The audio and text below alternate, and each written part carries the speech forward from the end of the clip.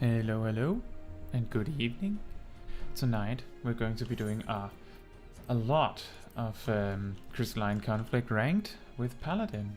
I have a feeling that we have a chance of reaching series rank, series level 25, but it depends on me getting a lot of matches through. Whether they are wins or losses, but we'd prefer wins. In case the macros are something you're wondering about, they're basically just macros that will target whoever in my party, so that I don't have to manually click them to get that magic. I have a separate button on the bars anyway, just in case I'll need it. Hope that isn't true. Otherwise, this is not happening.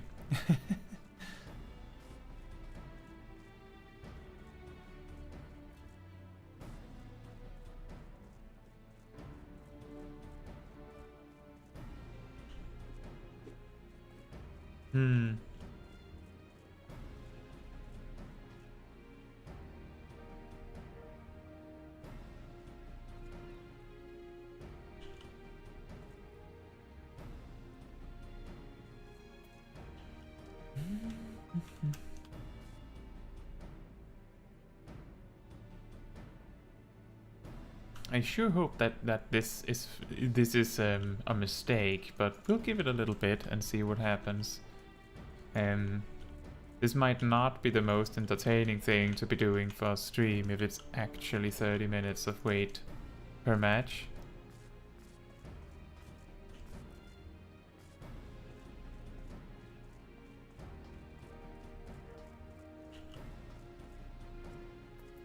Like, if that's what's happening, then we're probably going to do something slightly different. Maybe we'll do Frontline.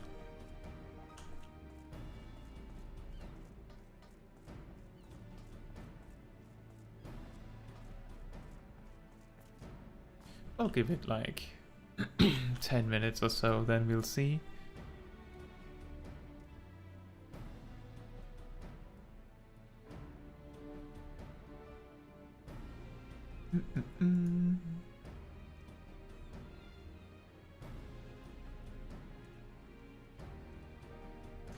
I can see that I'm not the only person noticing the absurdly long queue, so... Well, I will give it 10 minutes. We're going to try, and if it just doesn't work, then we'll have to do something else for PvP. That is, PvP is happening. The question is whether there are people that want to PvP with me in Crystalline Conflict, or if we have to go and find people to fight elsewhere.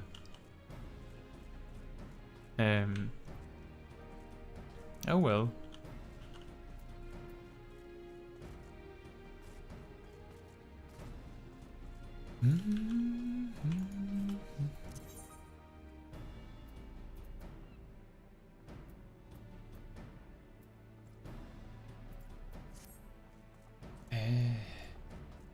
I didn't expect that. I know that it's a new patch week, and that literally nothing was changed for Crystalline Conflict. So people might be more excited for the changes that the Paladin being slightly adjusted for Frontline might mean. I can see that. And there's probably a lot of people doing the new variant and Criterion dungeons. But it is surprising that there's so few people in queue that there's not enough for a match to even get started, it feels like. This is when it would be nice to know how many people are using the particular queue. Like, how many matches are running, how many people are in queue. That would be helpful right about now.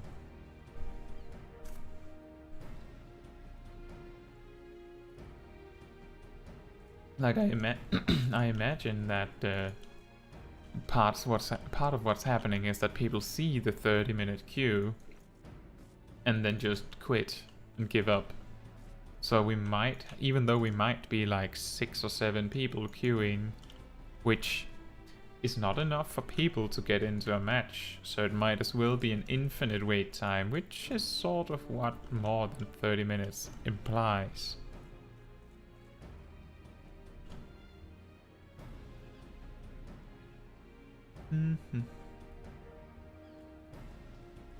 That's a shame.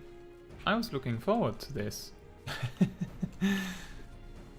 Oh.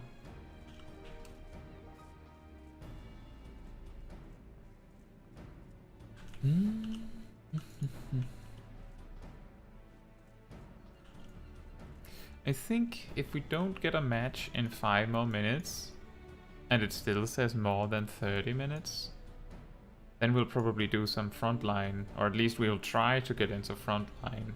There might be a bigger chance that people will queue for that, what with the daily and everything. And that's gonna be very different. And much more chaotic. But maybe that'll be fun too, then we won't have any rank to risk losing. Although, I haven't really done much Frontline at all, in my opinion.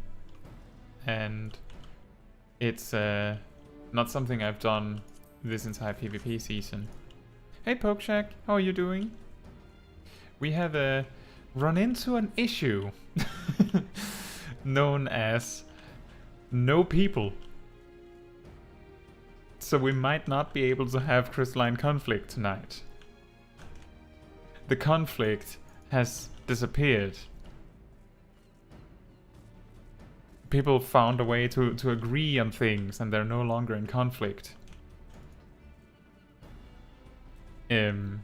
So in a few minutes, if we're not seeing any progress, either this number has to decrease.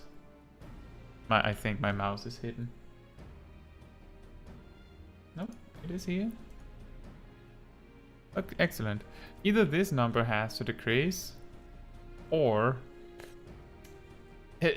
we have to get in a match before it's 10 minutes, because I don't want to have a stream that is a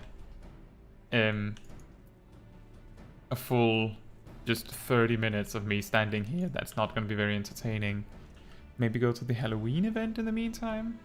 Oh yeah, that could also have an impact. Though it would surprise me. I mean, I did the Halloween event yesterday, but we can go there and see. You can see if there's people there. Just go there and yell at people to queue for Crystalline Conflict. Even though it wouldn't change much, because if people didn't PvP already, they probably were going to be bronze or unranked. So I won't get matched with them anyway.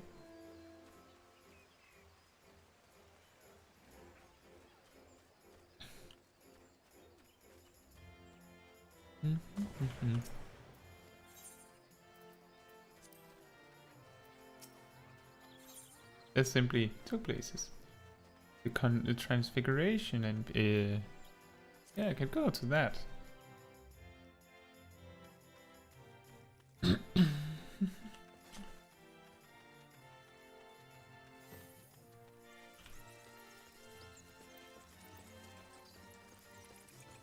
I was a little bit surprised that they didn't have nearly as much stuff in this year's Halloween event. Last year there was a whole like dungeon, you could say. Actually, there was an actual like a dungeon, except that you couldn't, like, it wasn't really in any danger. You couldn't really lose. And you only had, you know, special buttons, so there was no such thing as tanking, for instance.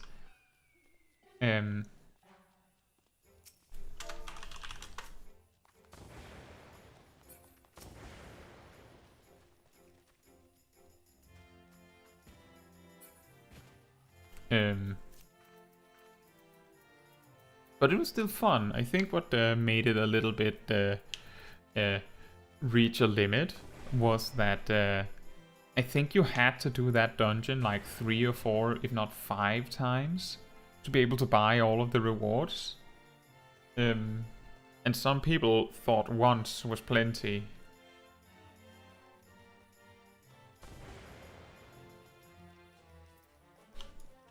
Looks like there's no one doing Crystalline Conflict though. It's not surprising, as I said before. There is nothing new here, or in Crystalline Conflict.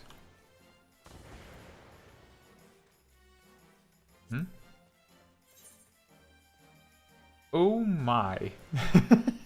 There's a lot of options.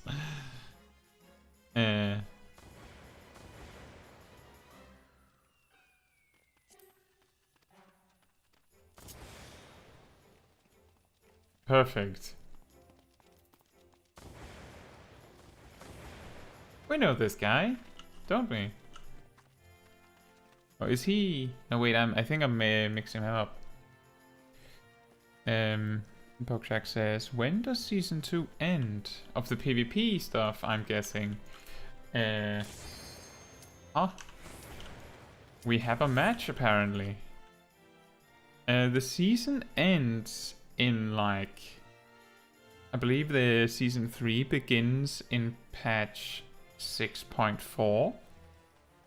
If we're following the same schedule as the first season.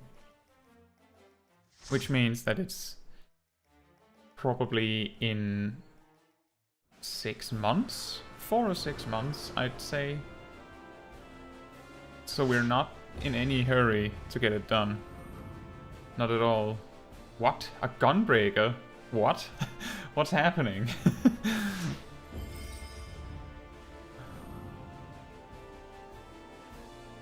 A gunbreaker and a scholar.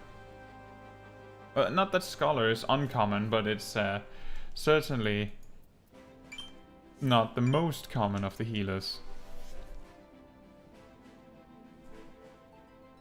Do we have anyone that we recognize? I don't think so. Kalise level, yeah.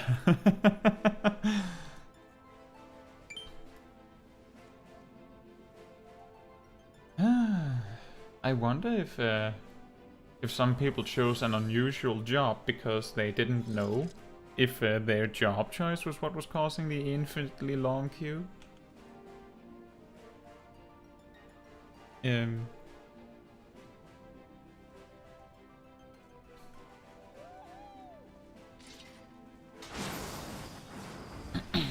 we don't even have any dragoons.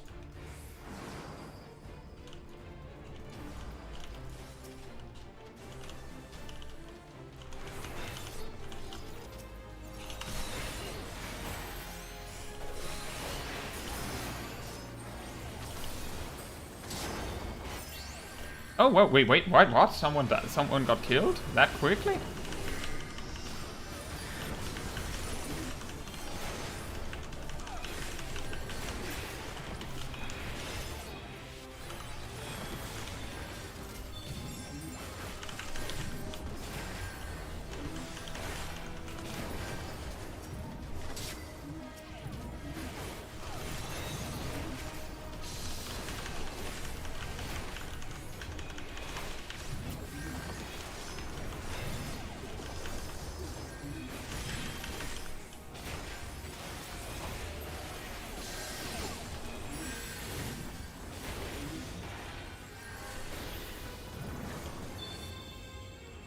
Yowzers.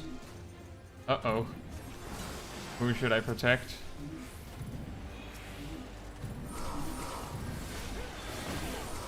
Huh? How did that happen? I thought it was blocking.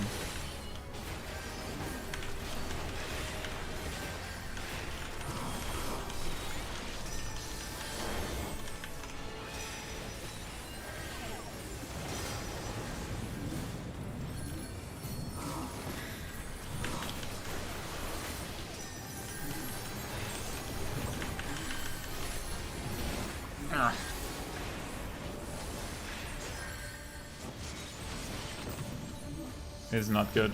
The ninja's going on a rampage.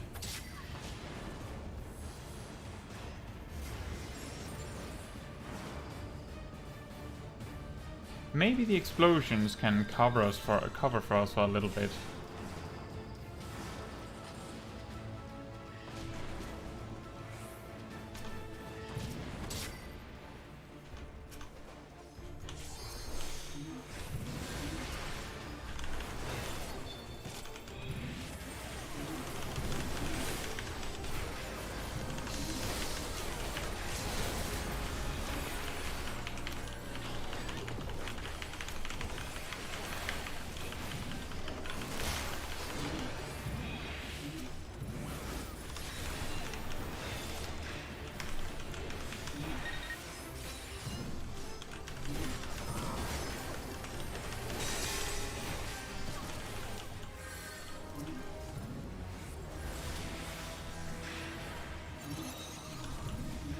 That was unnecessary, I guess.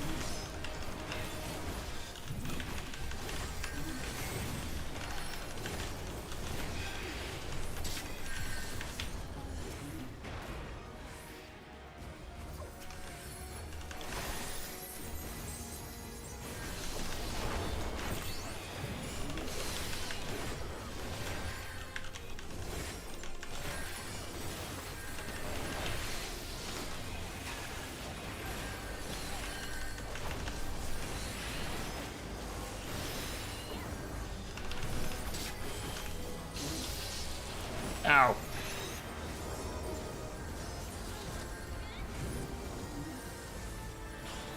I feel like I'm contributing a lot more than I've done in previous sessions. This is just the first match.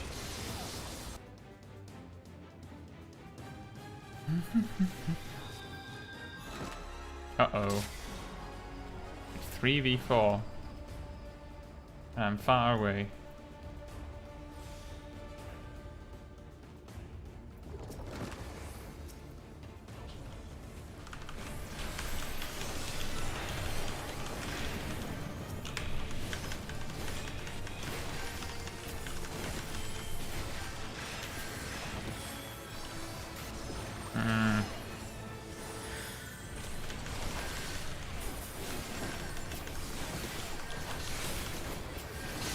This is what we call a problem.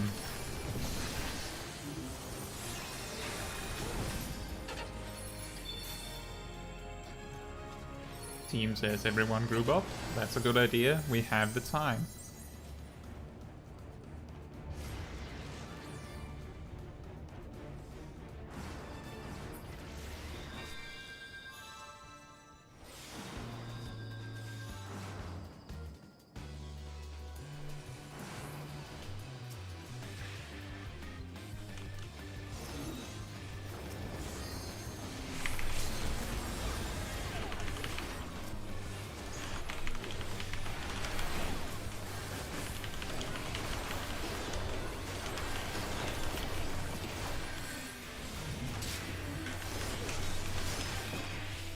Ah.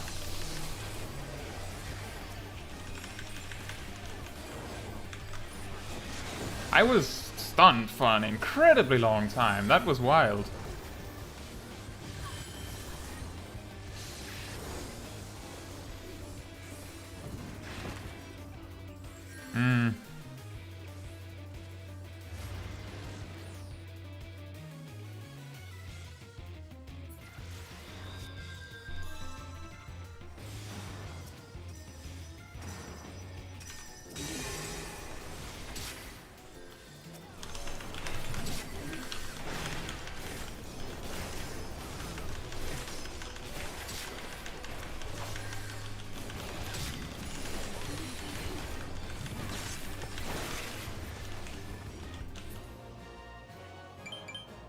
Wow.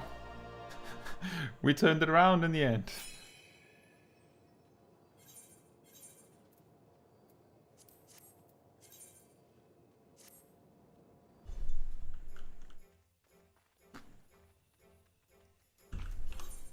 Well, we queue again. What? 5 minutes? Are you sure? I'm pretty sure it was 30. Was supposed to be 30.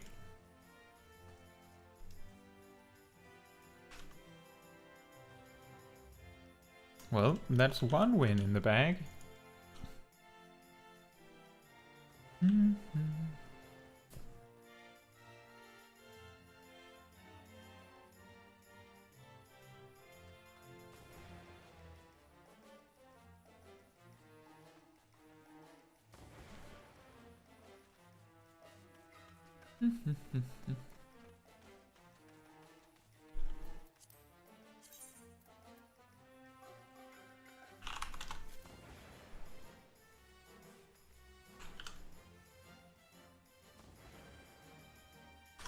Oh boy, I hope that 5 minutes actually count, because I hadn't planned around just hanging out for over half of the stream. Not that that would be a problem.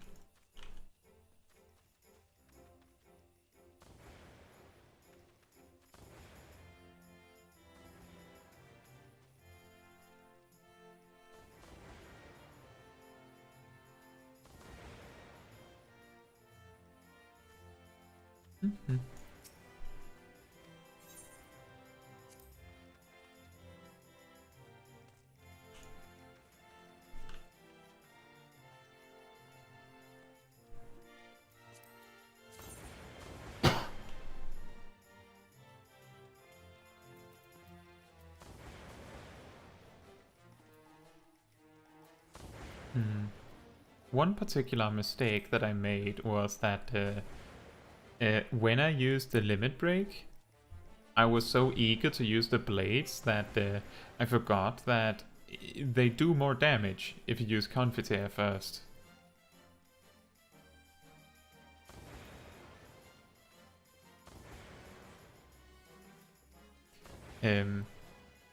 Namely because the blades do extra damage if you're hitting something that already has the Sacred Claim debuff. So you just use Confiteor first and then the 3 blades. You can't do it any other way, because if you use it in the reverse order, I think, not entirely sure, but I think that it'll break the combo. I know the 1-2-3 combo breaks it. But it doesn't really matter. What matters is that Confiteor should be used first.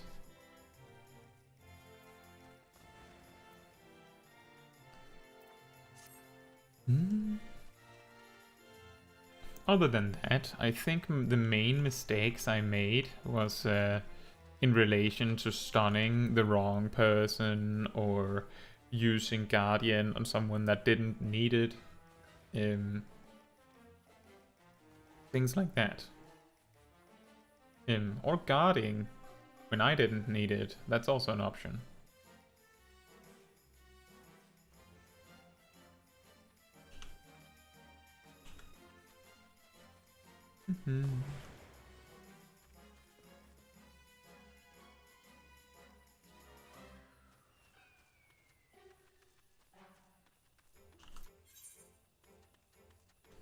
Yes, I didn't even see this room was here before. Looks nice.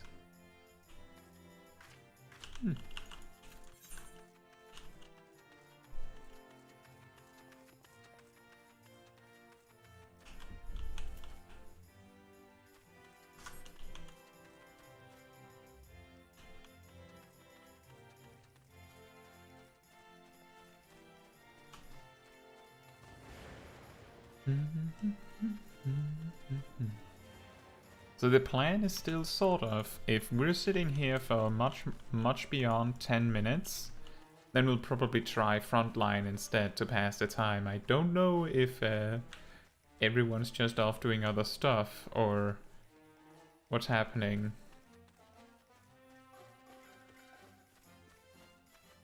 But it's not particularly entertaining, interesting to just stand around for ages waiting for a queue that's never happening.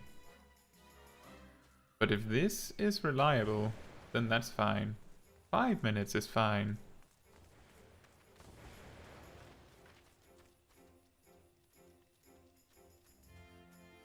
It is also a possibility that the queue time is really long because of the paladins, but I feel like that at that point there's no way to win, because last week we went ninja and found out the queue time was probably really long because there were a lot of ninjas, but there were specifically not a lot of paladins, as far as I recall anyway. So if that just changed, then I don't know what to do. Have to... No, I can't even say I'll play Gunbreaker because we just had one. We just had one.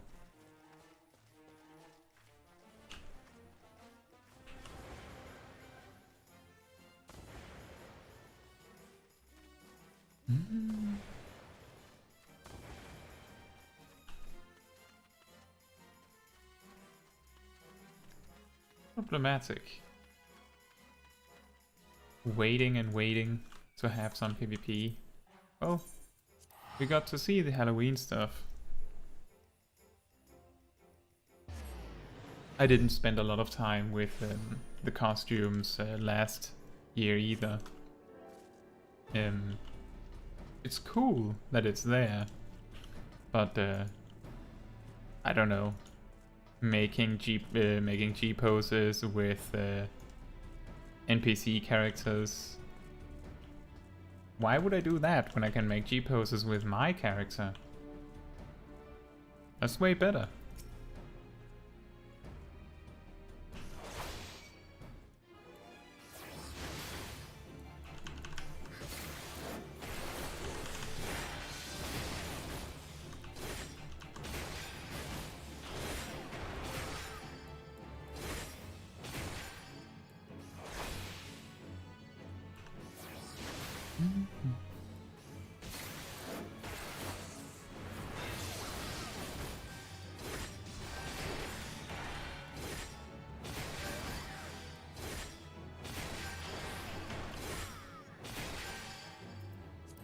I think that might be a good strategy next match, to just not be too trigger happy with spending all of the intervenes and shield bash, and just do 1, 2, 3s and then line it up so that we do 4 atonements rather than just 3.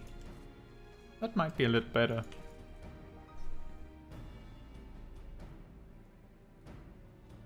Add on top of that Confiteor, then we have 5 times 8,000 back to back.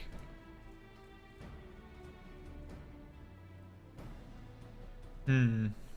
6 minutes, you say? Don't feel like it's 6 minutes.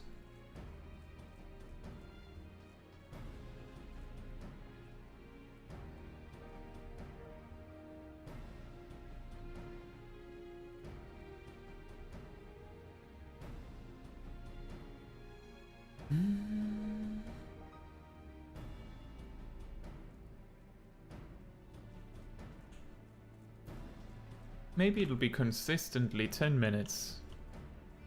I don't know.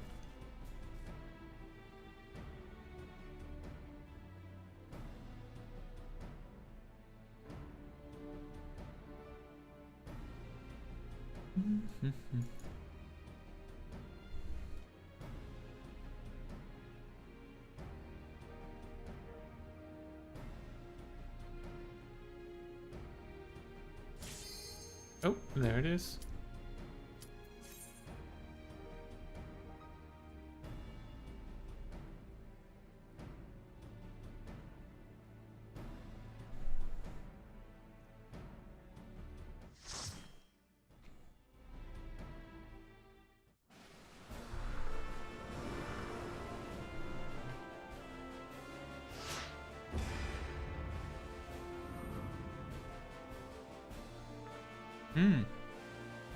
A warrior.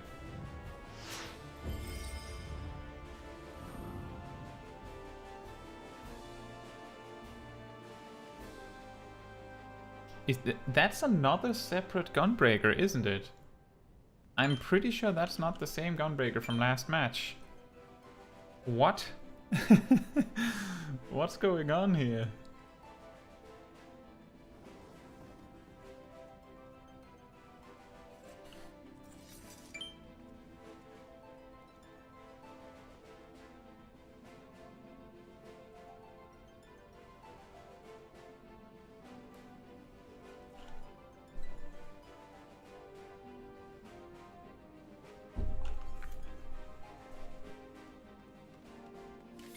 a lot of squishy characters on the enemy team especially. Not that that's my problem, I just need to be a tank, I guess.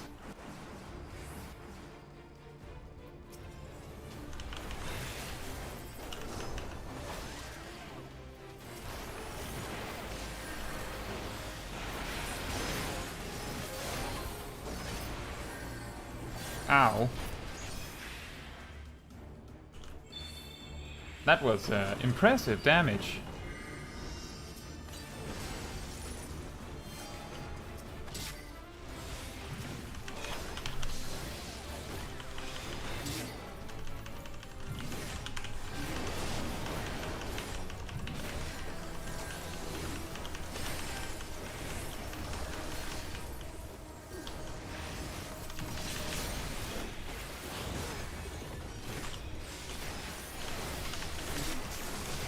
Got him.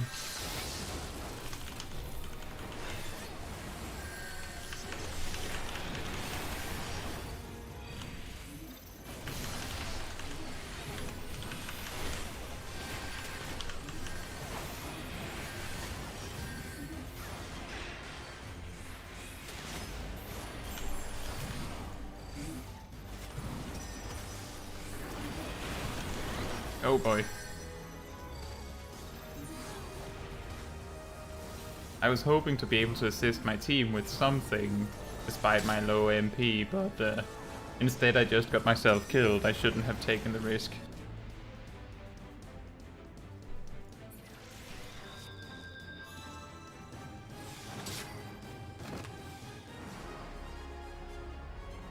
Are they getting the ninja as well? Yeah, they are.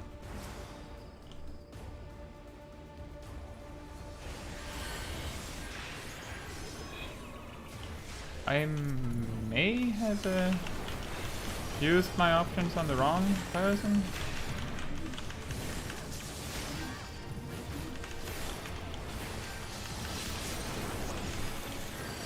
I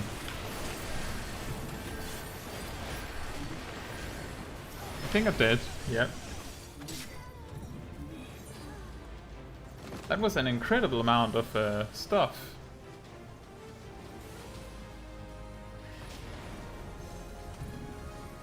I have to get better at not just using guard when I'm using Guardian.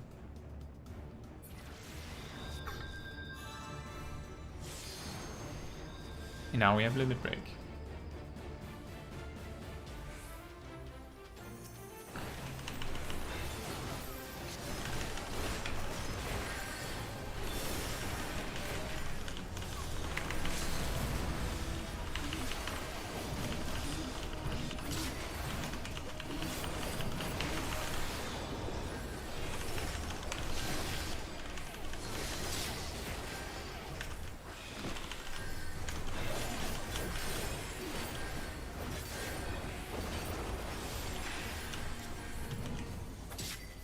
Nice.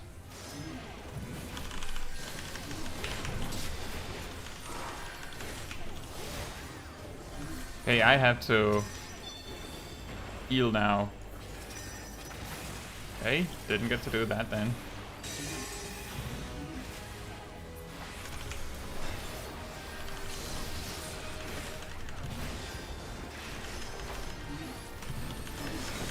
Ah. I was a little slow on the Shieldtron. I might have survived one extra hit if I had gotten it on time.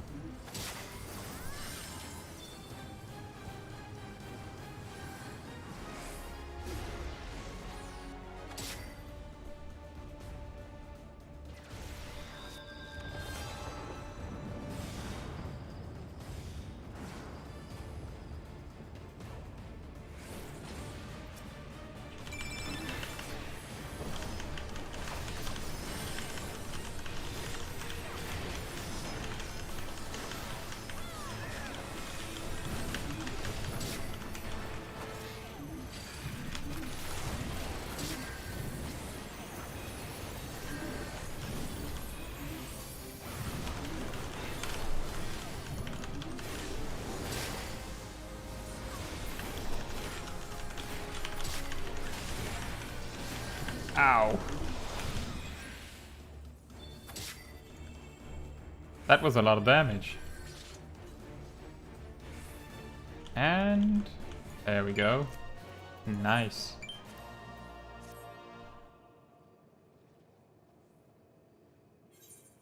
And back in diamond.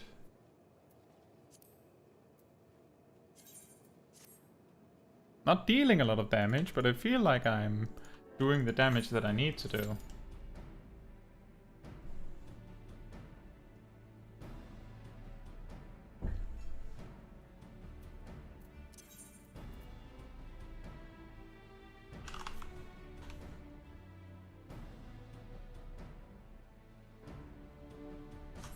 Hey Lewil, good morning. How are you doing? We're having a little bit of trouble with long queue times. I'm guessing because there's not a lot of people queuing for Crystalline Conflict on new patch week. But we are getting some matches. We've had 2 and they've both ended up being wins, so... And the fact that I'm not always good at getting a lot of damage out is not as much of a problem as Paladin, it seems. So that's good. How are you doing, Lewil?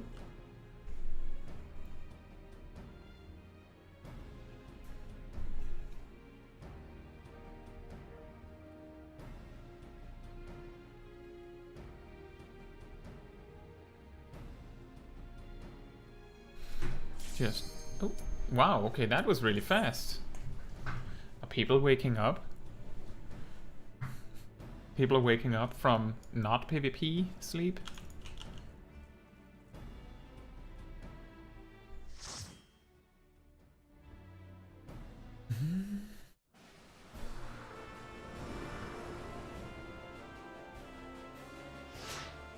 Yeah, it's probably related to the new content. The only new thing that happened in PvP is that that Paladin can't use Guardian for cheese in Frontline anymore. That doesn't really do anything for Crystalline Conflict. So Crystalline Conflict is same old.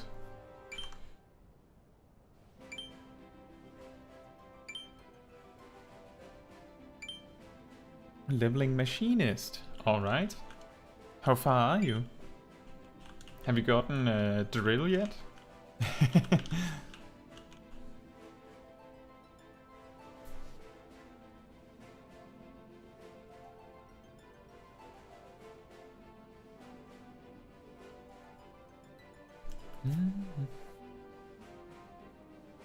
Oh yeah, and also, there's apparently like 1 or 2 gunbreakers in queue tonight.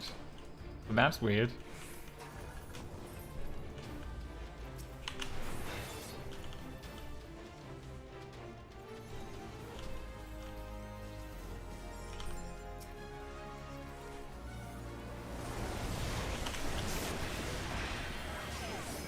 Wow!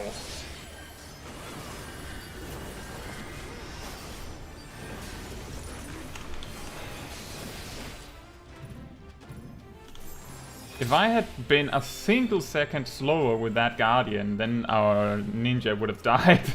Just straight up.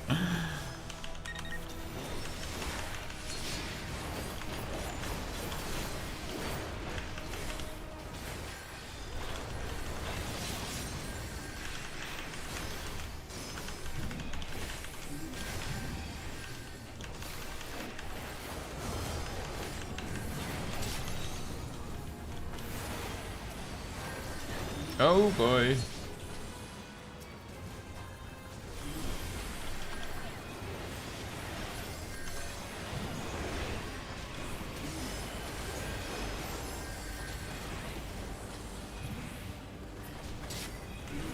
I'm not sure how I keep getting away with this.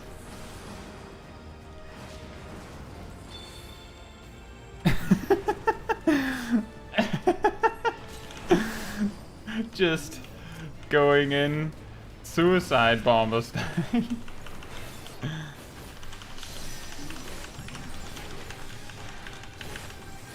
And somehow it works out. Like, I just killed him fair and square, completely alone.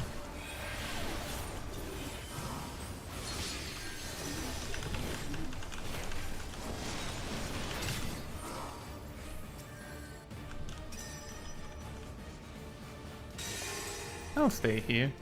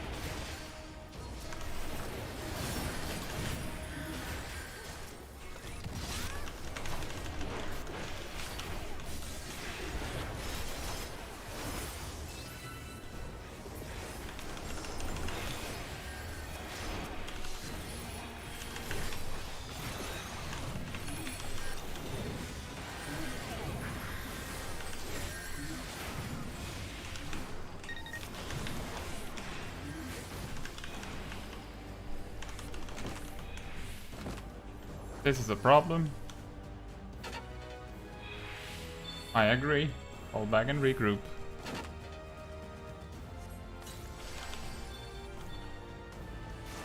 Ugh.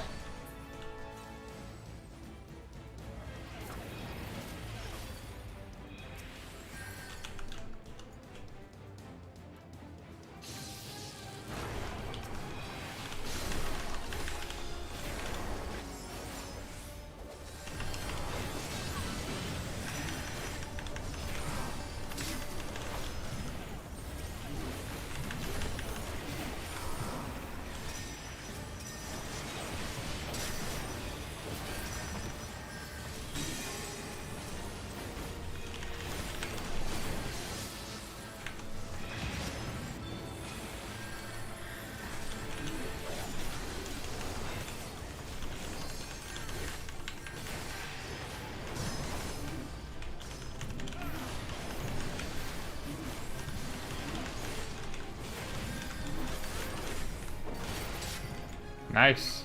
Thank you, Bomb.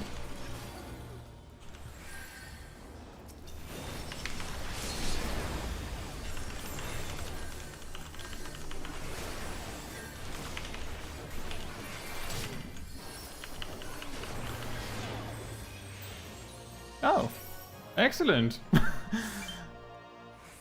I didn't even realize that it was over.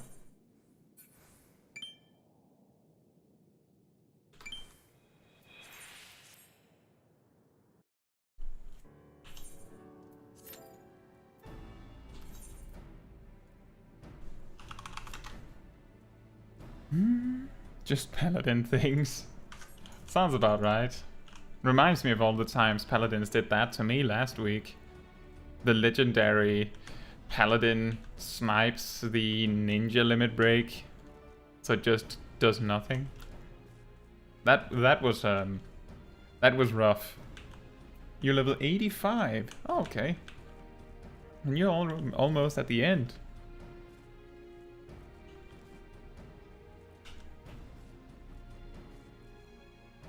And what's it? There's not a lot of abilities left to unlock then. Okay, we're getting really fast queues suddenly.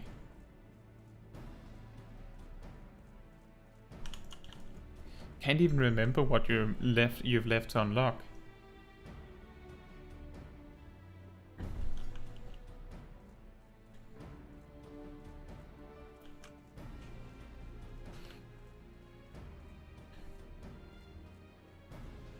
But the important part is that you're enjoying Machinist.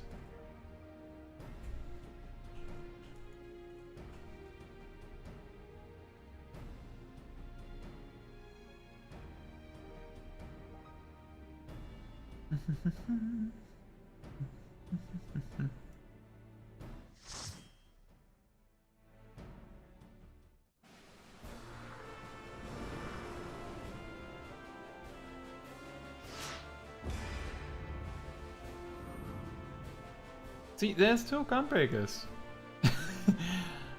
There are 2 gunbreakers. I never thought I'd see the day. There's a gunbreaker on both teams.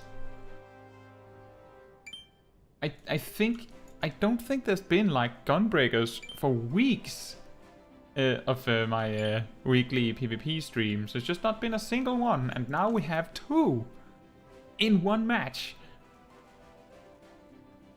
All that's left is chainsaw. Right, I believe one of the things that's left to get is also an extra attack that happens on your automaton queen. Like just an extra attack that it does at the end. It doesn't really change anything, it's just there. And then, is it reassemble charge number 2? Is that the thing you also get? Why is their machinist not throwing their robot?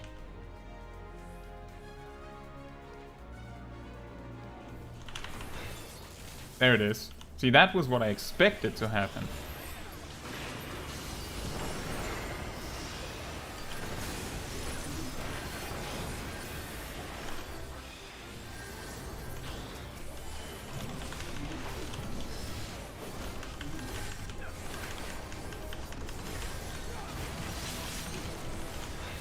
Oh boy.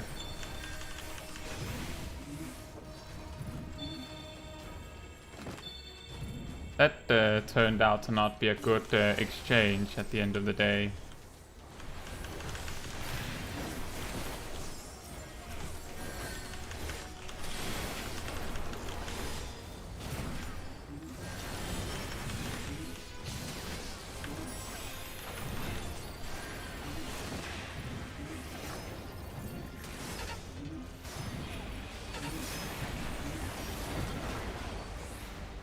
Fall back and regroup. That is a good idea.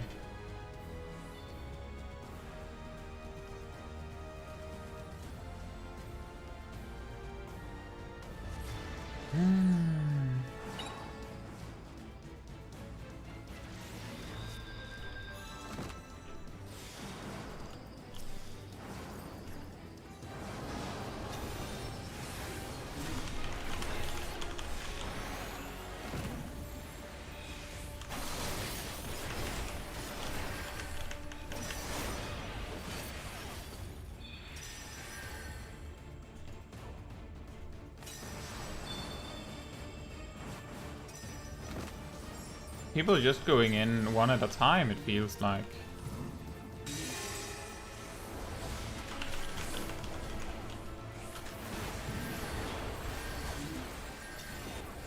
Which also means that every time I go in, I just go in and immediately go either to near death or death.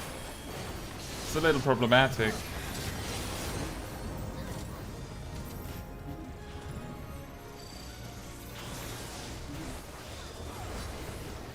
I hadn't even seen that my limit break was ready because I was so focused on just dealing with survival.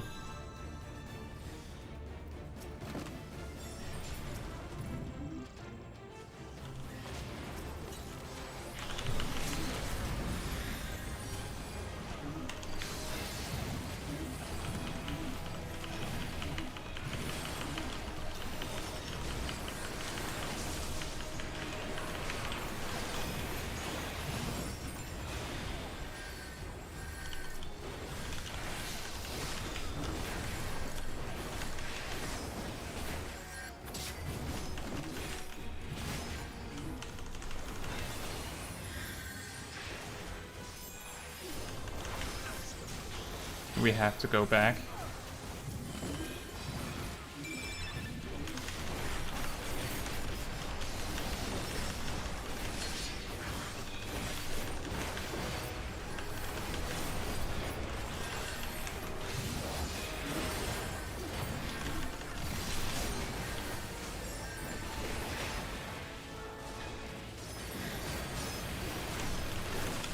Ah, drill, the classic.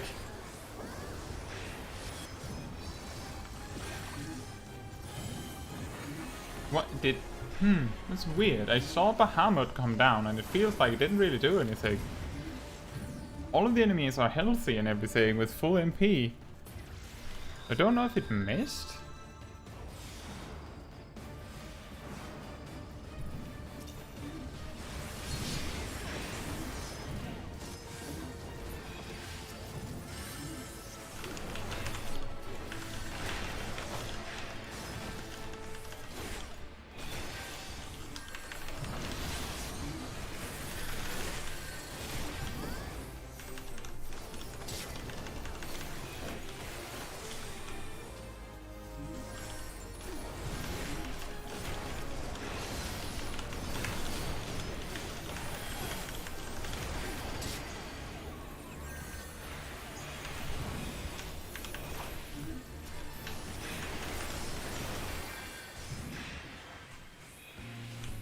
Now we're in overtime. So now the shenanigans we've been able to survive with for ages will no longer fly.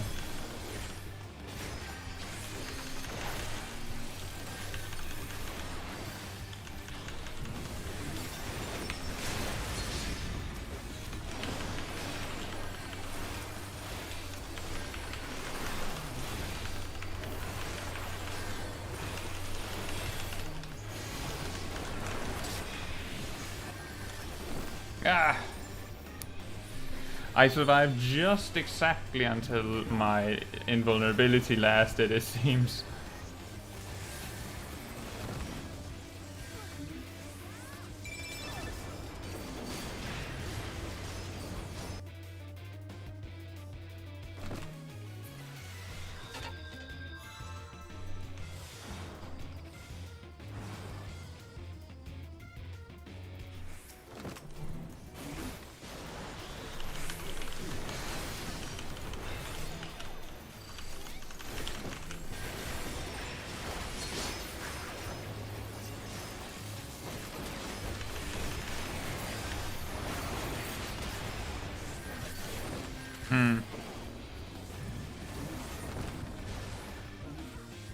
I feel like we've been in this reeling state for way before overtime really happened. We had like a little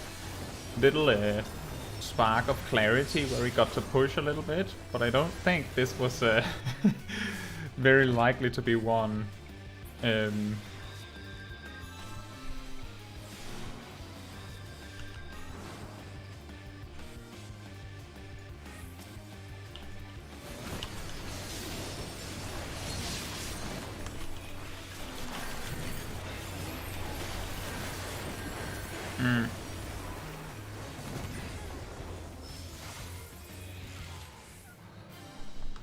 I think it still was a good match.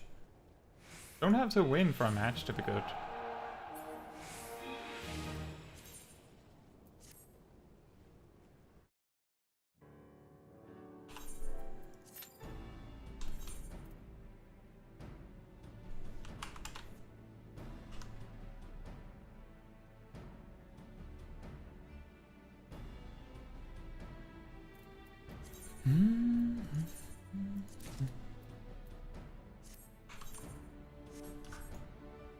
Noel says, from what I've gathered, if I put in effort in the glam specific to the job, I'll like it a lot and probably play it a lot. Well, yeah. If you like how a job looks and how it plays, then that's like the perfect combination. The Machinist is also good at specific things.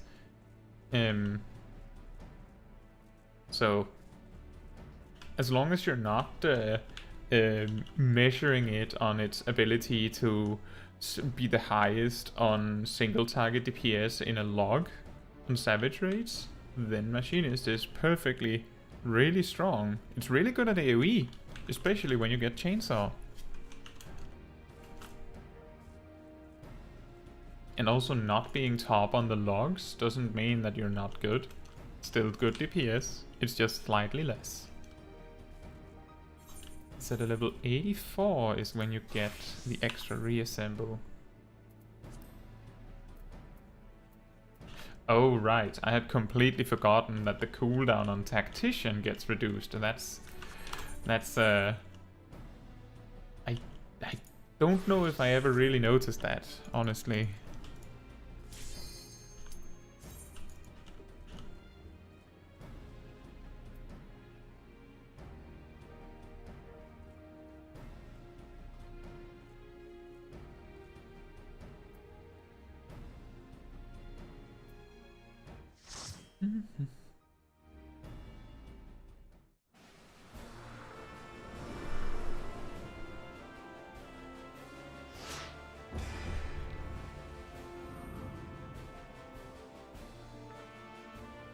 Is this the exact same part? No, wait, we don't have a Dragoon this time. Hmm.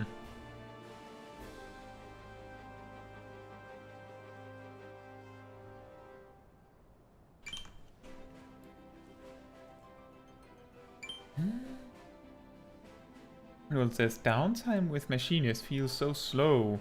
Like when Gauss Round and Ricochet run out of charges. Oh, well. I mean, all jobs need to have some time where it's just going 1, 2, 3.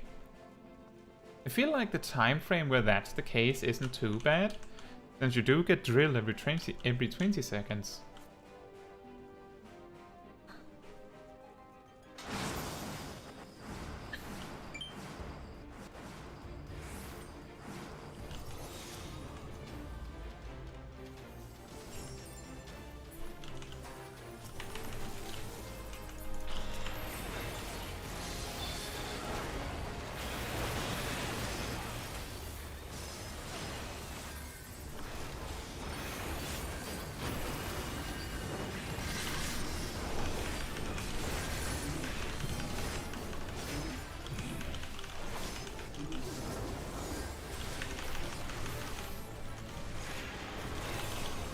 I'm going down real fast.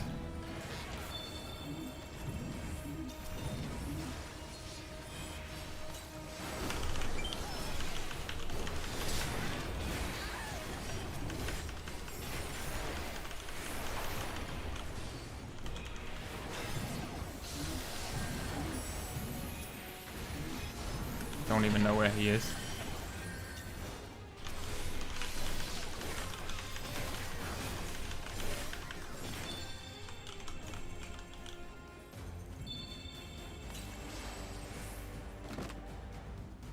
Can't save everyone.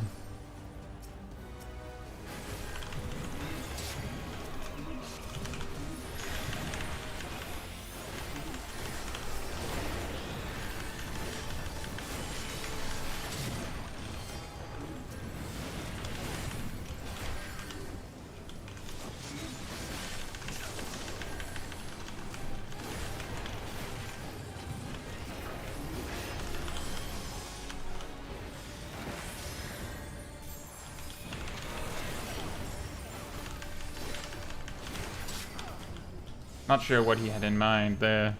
Where's the crystal? Get to the crystal.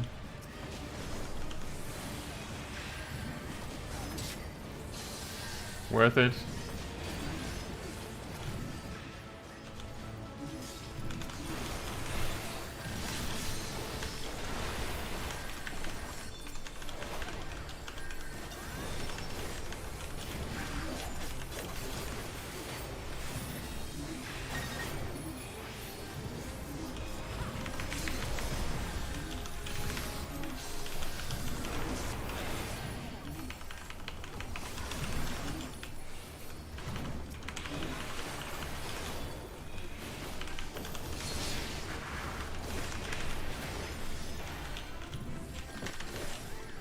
Where was the ninja?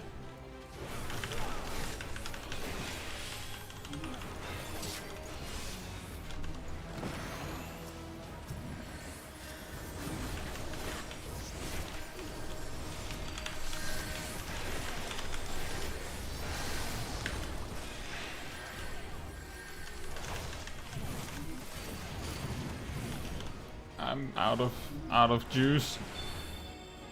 Save yourself. And that didn't happen then.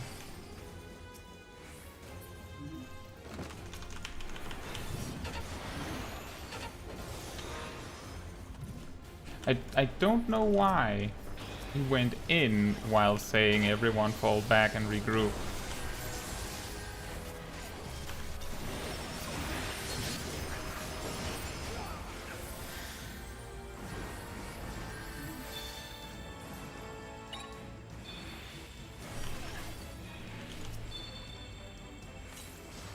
This is a problem.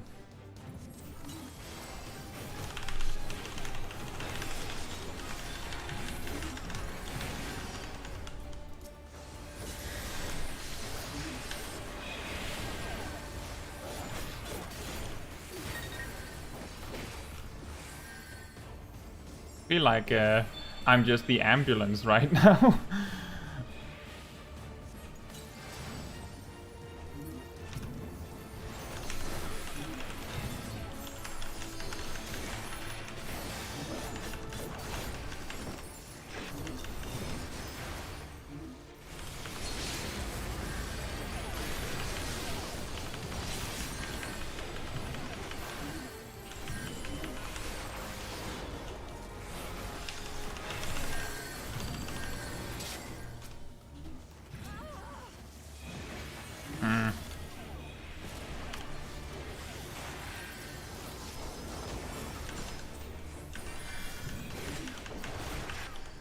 Overtime. I can't remember if we're ahead, and I can't right now recall how to read the scoreboard.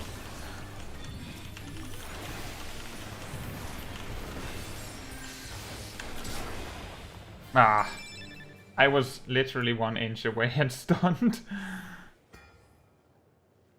That's a shame.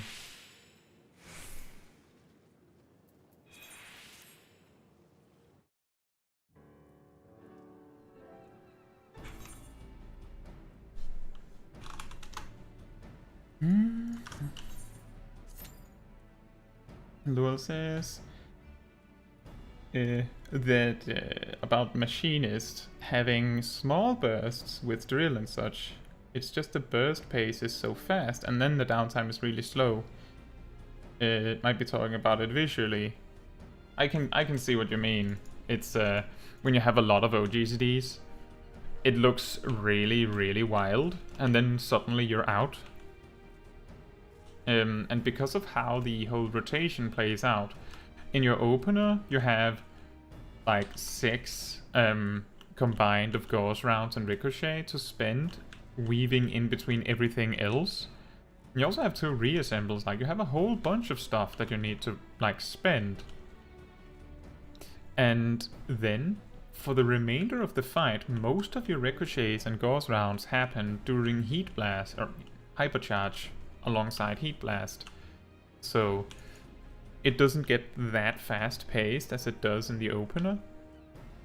And the only way to make it happen is if you like stockpile Ricochet and Gauss round charges for bursts every 2 minutes. But that makes the rotation much more complicated or more difficult when there's the burst, and it makes the slow part feel even slower than it already does. So I can see the problem.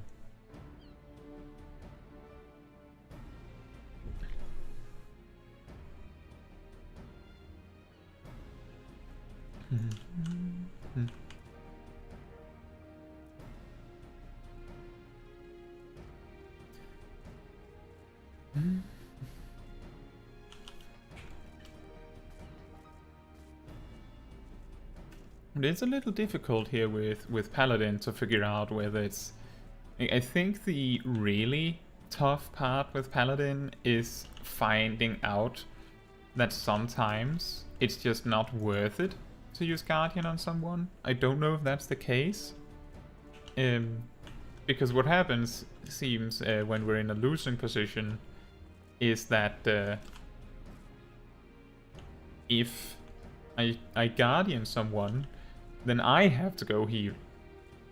And in some cases we both have to go heal, which means that instead of losing one player, losing one player completely, we need to send 2 people away from the fight, which still turns the 5v5 into less than that.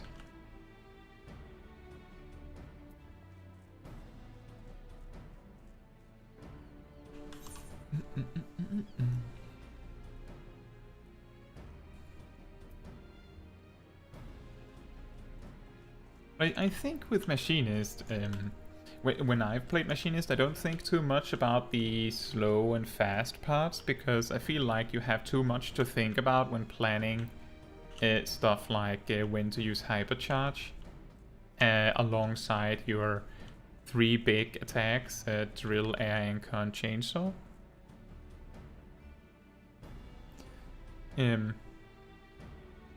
Noel says, isn't Gunbreaker really hard to optimize in PvP?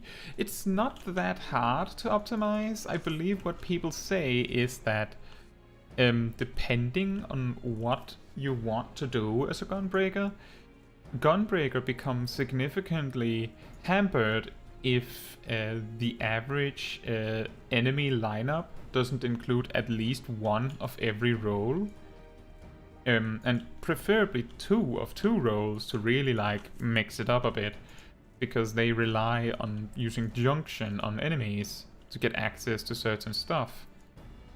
I believe the specific thing that they often seek is tank for Nebula. And it's not always that there is a tank on both teams, but tonight there's typically been 2 tanks on both teams, so that kind of helps it along a bit, you could say. There's also the part that Gunbreaker, if I remember correctly, aside from shields or heals, they don't bring much to the table without their limit break. Yeah, their dash increases their damage and movement, and junction lets them have a defensive cooldown or an offensive cooldown. The healing is pretty substantial, I'd say, but they really only bring damage to the table, and then their limit break can do a stun. Let's see, we have Relentless Rush. Oh! And then that turns into Terminal Trigger, which is a 3-second stun. Which is nothing to sneeze at, it's just that some jobs, you know, have that, but on a shorter cooldown, I believe. And the Gunbreaker is supposed to channel it for a bit. Hello, Melee. Is ranked popping pretty frequently on your server? I spent like 10 minutes on my first few matches, but now it seems to get going. It might be because I'm queuing at the same time as these other players, because it feels like we're, I think, like 12 or 13 players in the queue, so there's a few that have to sit over, you know, because it's the same players we're fighting every match. I think there's 2 or 3 different players in this match, so maybe I'm lucky. I'm guessing that you're having problems getting matches, Melee?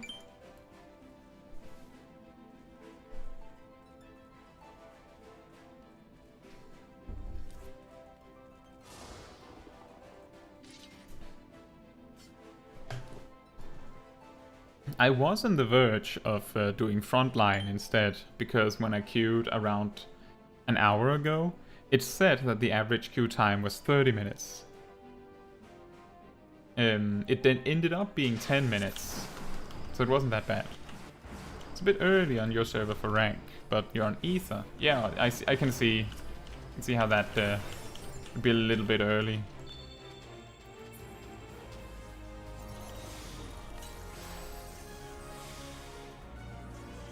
But I'm on it, like I'm at like evening times on EU servers, so this should work.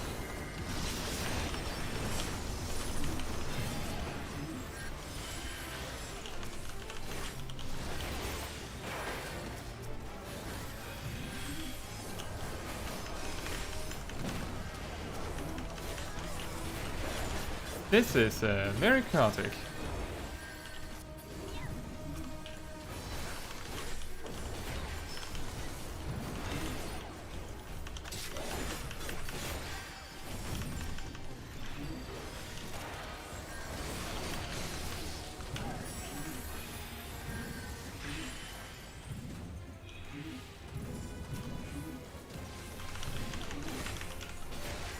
I need to find an opportunity to get away. I'm pretty sure the enemies have realized that I'm down.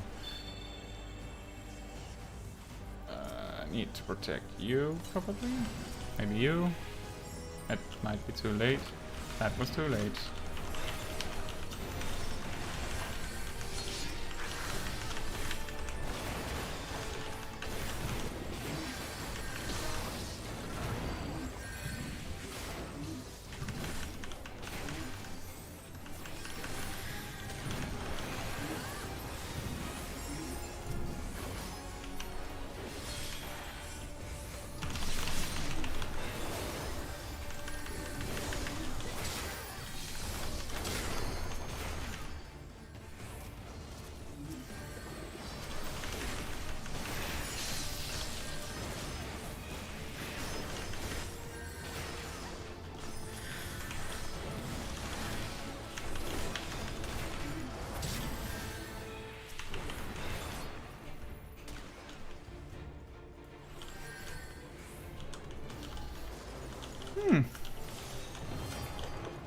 I think we finally managed the chaos.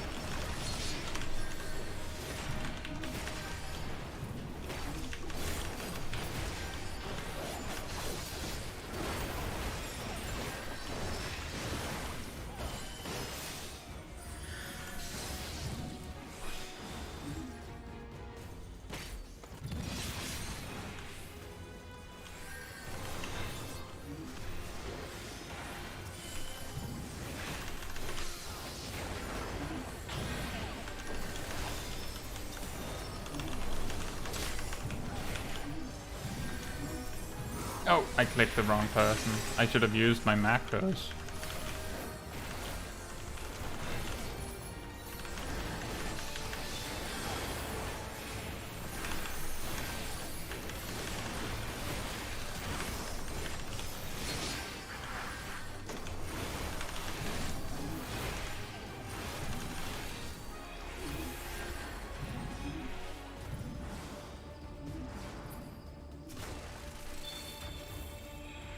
That machinist was so desperate to get to me that they used an unanalyzed.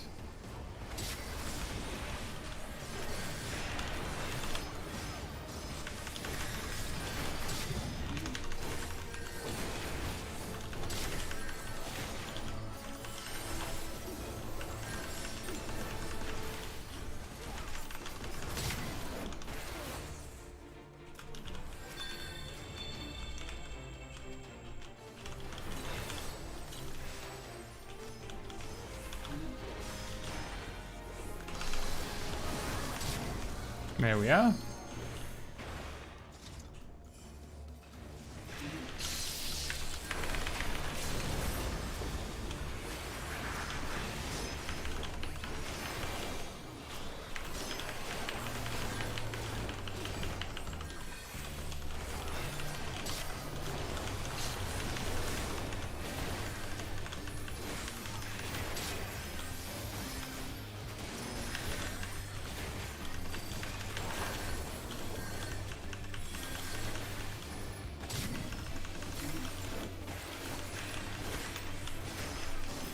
Oh, whoops, I didn't see they were both guarding.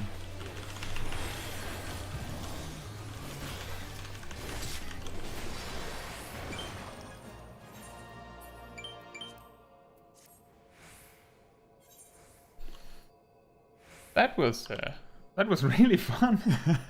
somehow I was the only person that didn't even die. That's incredible. I'm guessing it was luck.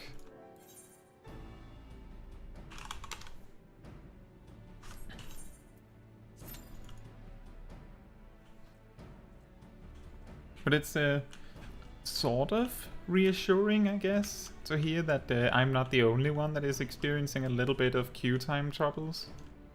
But it's not at all surprising, given what week it is.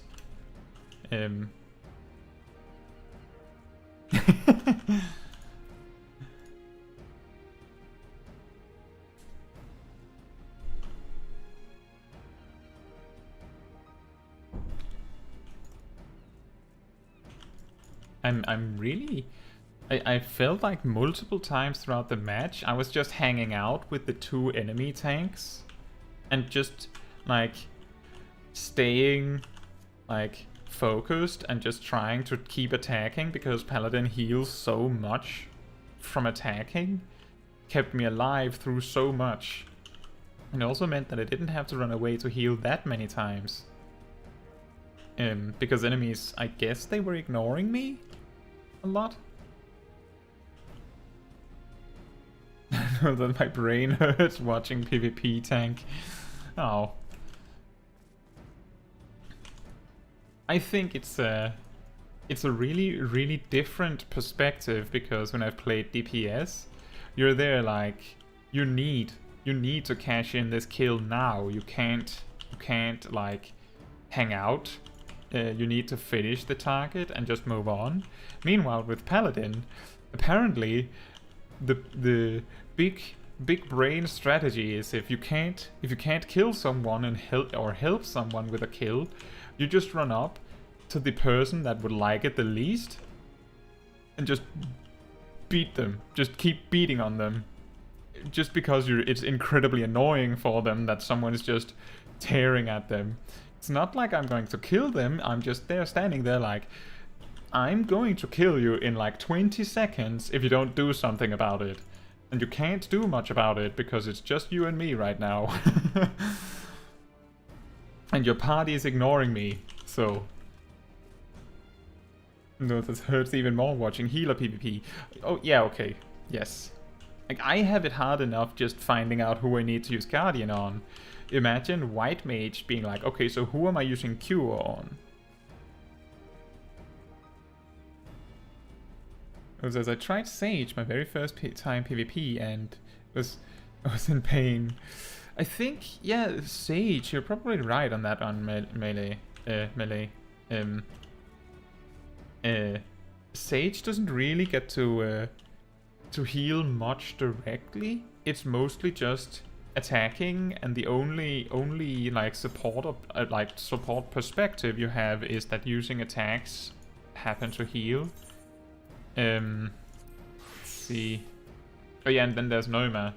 That's also a little bit of a support move, but yeah, it's not quite a healer in the same way that the others are. I can agree with that. But I can also see that if you're still learning, it might be very difficult to keep a level head over who you have Cardia on at any one time. Unless you just drop it on yourself. Which is also a strategy. What job do you play, Melee?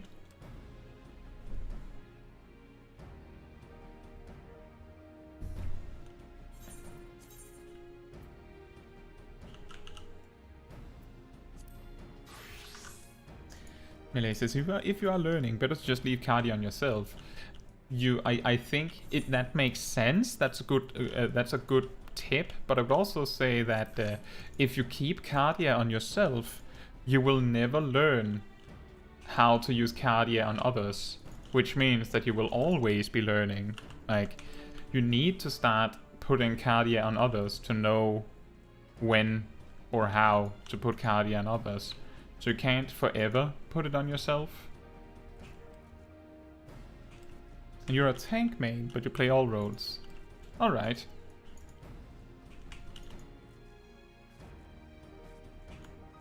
Yeah, for the vast majority of Crystalline Conflict, I just played like one trick red mage, and at one point some weeks ago I came to the conclusion that it was better to try some other jobs.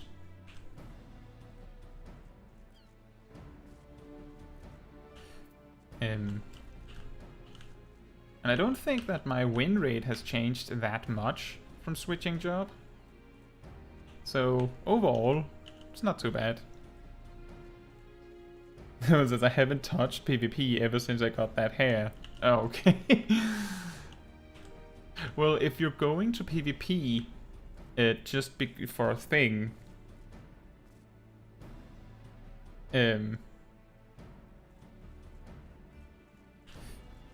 like if you're going to PvP just to get an item and you don't want to, you know, become super excellent at it, then it might be better to choose a job that doesn't have too complex of a toolkit. But here's the thing: every person that does a lot of PvP will recommend a different job for you to start with. I'm pretty sure. So the best you can do is choose a job that seems simple enough for you. And Melee says, it is better to leave it on yourself as Sage. The heals are very insignificant. Yeah, I can see what you mean. The only reason you would have to put Cardia on someone else is if for some reason the enemy team is completely ignoring you. Which would be surprising, to say the least. I'm pretty sure Sage would be like one of the highest priority targets. Just because it's low health and it's green. Just because it's green. I'm guessing that as you get into Crystal, like as the better players you're playing with and against, the more likely they are to maybe prioritize something more threatening than a Sage at any given time. I guess Flemmer does like a surprising amount of DPS. Was it 10,000 back to back? Twice in an AoE. That's actually a lot. I don't think there's a lot of jobs that can do that twice. Not to mention Toxicon, so maybe Sage is the big AoE support. Pressure healer alongside Scholar with their dots. Notice I was there for that stream. Yeah, I'm sure you were, Luil. I think you're usually here for the PvP streams. That's fun.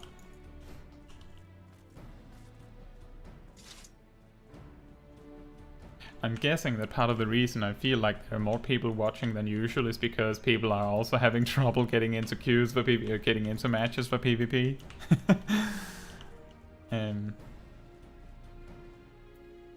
That's my guess.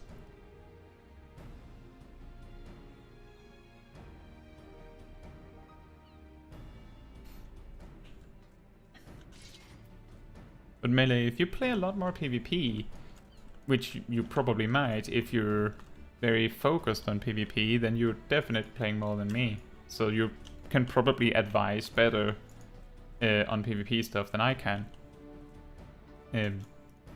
I never claim to be the best. As you can see, I'm not... it's not like I'm Crystal, so...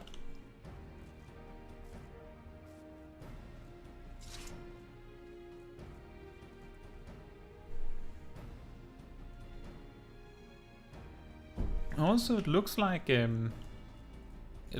missed the match train. We're back to waiting 8 or 10 minutes.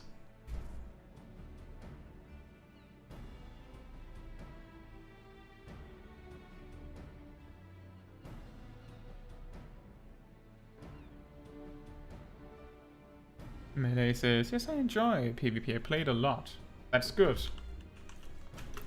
It's awesome. Hopefully, the it won't die out. Like, I really hope it won't. I remember that before the rework, there was like, I feel like there was like huge problems getting matches for ranked PvP of any sort because there was just not a lot of players.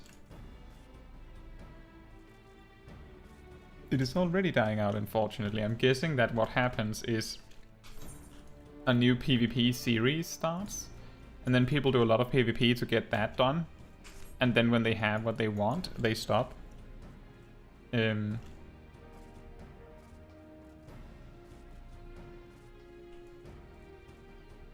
Yeah. I don't know what can be done about it. I don't know what is wrong that is causing it to die out. I think one thing that could help is like a daily or Crystalline Conflict could help, but that doesn't help on the ranked matches.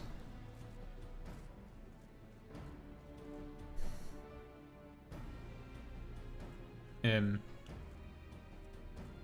I do know that Frontline tends to have pretty decent queue times, so maybe having a roulette would help.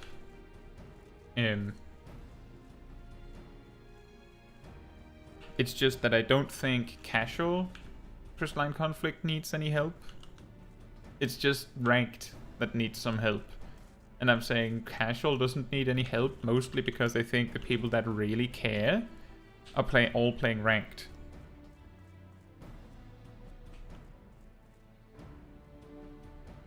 Mixture of the player base not having an appetite for PvP and not much good rewards. Yeah, that's true. I'm at a point where I'm just buying something that I don't have for my wolf marks. When I'm nearing the cap.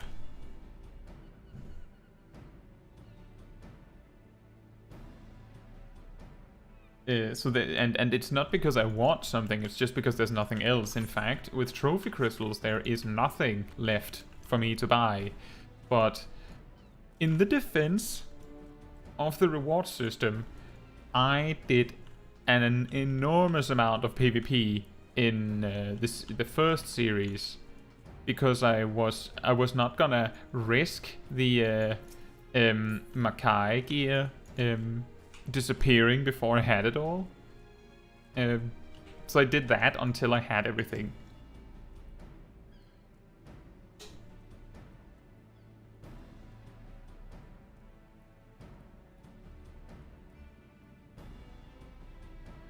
And Lul says, Katsu, what's up, Lul? Do you need something? Most of the player base doesn't do savage raids or ultimates, and stuff like PvP is less complicated, but there's not any good resources to learn these things.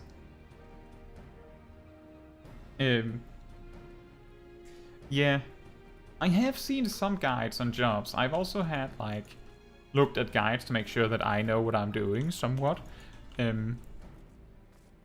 But it's really difficult to explain PvP. Like, in PvE, you can pretty much explain exactly how a job works, and for the most part, that single guide, will apply to 100% of content. Like all PvE content, you can use this opener and this rotation if you want to, and that will be optimal in all content for the most part, with very few deviations. And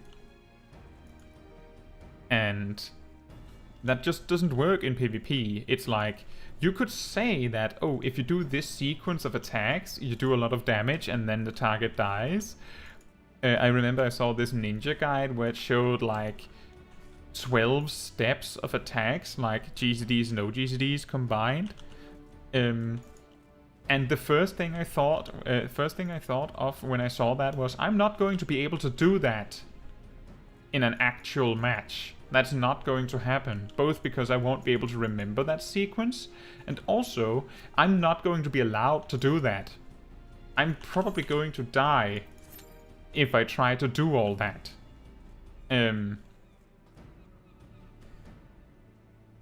So it doesn't really work. I just want to say that I'm a big fan. I'm glad to hear that. Thank you so much. And you're gonna get Machinist to 90. Awesome. Just as long as you have fun, that's what matters. Melee said, I've seen some guides, some are straight up misinformation. It doesn't help that some tooltips aren't even accurate. Like, there are some deviations from what the tooltip says and what it actually does. Speaking, like, just to touch on Ninja again, the Doton tooltip says that it does 2000 damage to people that enter, and then it lasts 10 seconds. What it actually does is that it applies a dot that lasts 5 seconds and ticks every 3 seconds, and it applies that 5 times, which means that the actual damage happens over like 13 to 15 seconds. But the tooltip doesn't even say that. Like, not at all. It doesn't say that.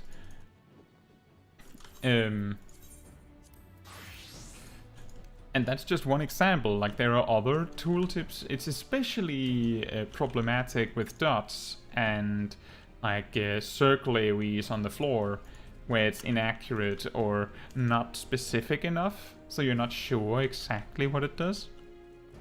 But that's like a minor thing, but it doesn't help for people trying to make guides already getting it wrong, because the tooltips are not specific enough. And Malay says, PvP is not scripted like PvE, so it's tough to teach. Exactly, it's like, you could take a guide on one job and you might be able to spend several minutes on just explaining exactly how you're supposed to use your 1, 2, 3 combo. Because you need to cover every single situation, and that's not possible. And that's just far too long. I don't think anyone's gonna click on a PvP guide that is an hour long.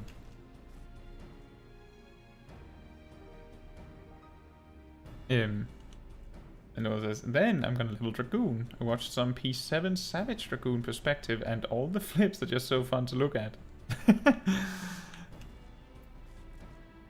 Yeah, I guess the backflip would be very helpful in that arena specifically. It's not too far that you fall off, but it's just enough to move you where you need to be.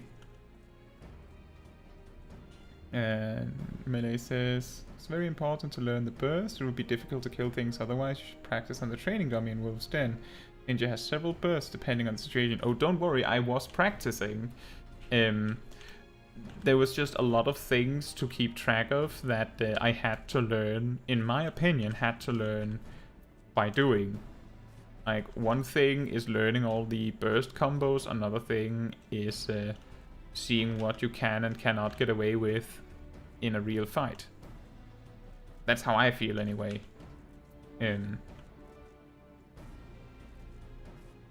Tooltips are not great. For example, Dotton is used for the AoE heavy. It's not the damage. Well, that's true. But Dotton can still do like 20,000 damage if people are standing in it. Like, of course, you can't force people to stand in it, but as you say, it's really good for checkpoint fights. Because it does up to 20,000 damage in total if people stay in it. Obviously, if you just wanted 20,000 damage, you could just use Goka Merkyaku instead, because that's the same and it takes less effort.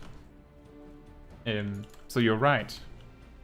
It's just that the damage also is pretty strong when it comes to it. It's you cannot understand that by just reading tooltips. That's true. And that's exactly it. That's exactly the reason why I feel like the best you can do is if you understand like the basics of how the job works and you have an idea of how to structure a burst attack, then it might be best to learn in a real fight rather than just fighting a striking dummy. Some jobs you can't learn at a striking dummy either. Like, if you just bash away at a striking dummy with Paladin, you won't you won't get much out of it, because the main benefit of Paladin is structuring out from what I feel, structuring out your attacks so that you get enough healing to keep you running if people are attacking you, and then managing things like Guardian. And you need damage to be taken for that to happen. But I think we can agree that PvP is very complicated.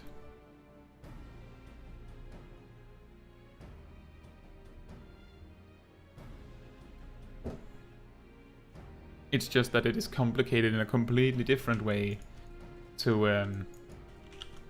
PvE, where PvE encounters have, you know, piano size amounts of buttons to use and manage, and giant rotations that need to be perfectly executed every time to maximize damage.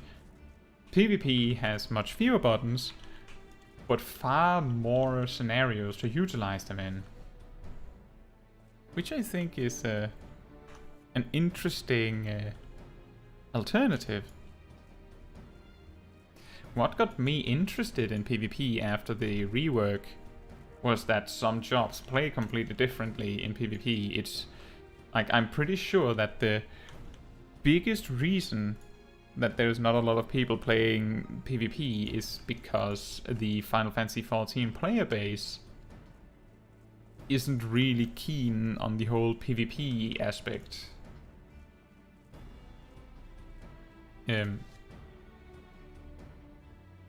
Because I do remember that there was a huge amount of players in Wolf's Den Pierre testing out their quote-unquote new jobs when they reworked everything. It's just it reminds me of in Shadowbringers when on release there were so many new gunbreakers that tanks had the DPS queue, like you're not getting in anywhere because there are gunbreakers all over the place. But then within like a few days or a week, maybe 2 weeks, all of the gunbreakers disappeared again. The reason I noticed it was because at the time I mained Dark Knight. And I wanted to level Dark Knight. And that just didn't work very well when you can't get in anywhere because of queue times. But then a week or two passed, and then the way I described it is that all of those gunbreakers remembered that, yes, while you get to use a gunblade, and that's really cool and everything, to play this job you have to be a tank. But they don't want to do that. It's like, what's a good example? I really think that I actually really think that the Dark Knight in PvP is really interesting in the way that it works, just in general. So it's really fun to structure out like a rotation of some sort on a striking dummy. But then you remember that to play that Dark Knight you have to play other players. And then I don't want to play Dark Knight anymore. Then I want to play something else. So I have a feeling that that's what happened also. That people were inspired by the new styles of jobs. And then they remembered that they're playing PvP. And they don't want to do that. Melee says... Oh yeah, you also saw that. Wolf's Den Pier completely filled to the brim, like there were people everywhere. I remember that the most of them was down here, and that's how I discovered that there were also striking dummies up here. Because I never needed to explore anymore in Wolf's Den Pier. I never was on this floor. Even though I had done PvP previously. Then, when there's not even space near the regular striking dummies people use, then you have to seek out something else. But now?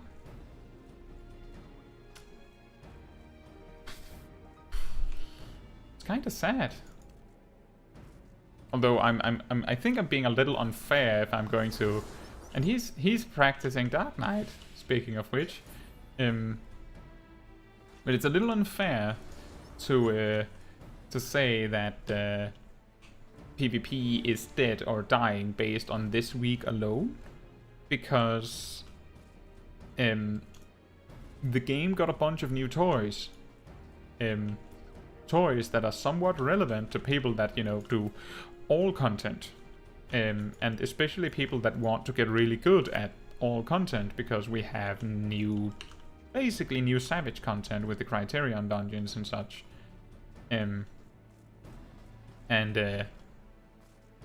There's probably a lot of people spending hours and hours and hours to try and get that magic to happen. So maybe next week it'll be a little bit easier again. But I might also just be hopeful, because last week we also had extremely long queues, and there I blamed it on me being a ninja. When there were like 2 or 3 other ninjas in the queue.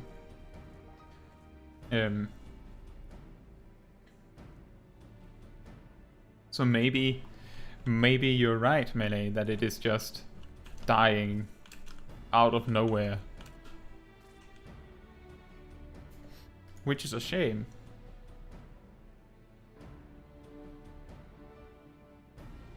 But I think you might be onto something when you said that the rewards are bad. Or that there aren't many rewards, I believe was what you said. Because some of the rewards are good. If you like to play with adventure plates or portraits, then you need some of those framers that you need the trophy crystals to get, for example. And there's also framers flat out awarded from doing it.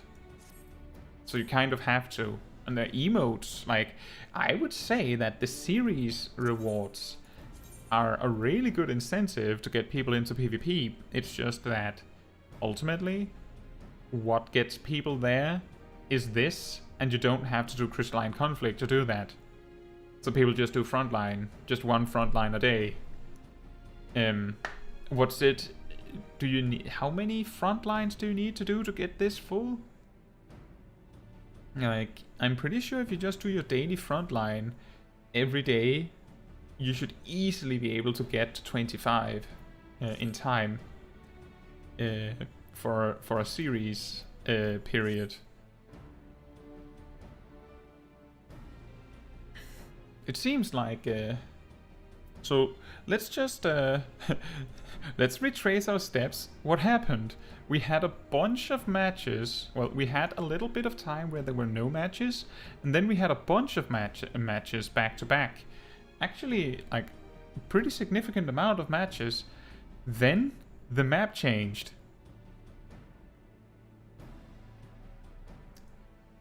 To Cloud9.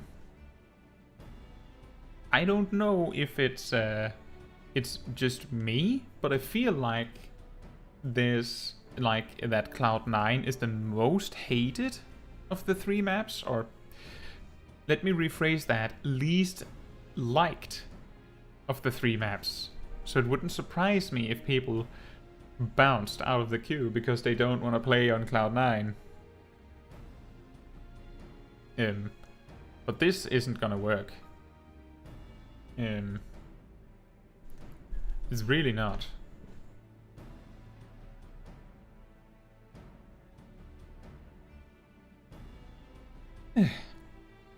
That's a real shame.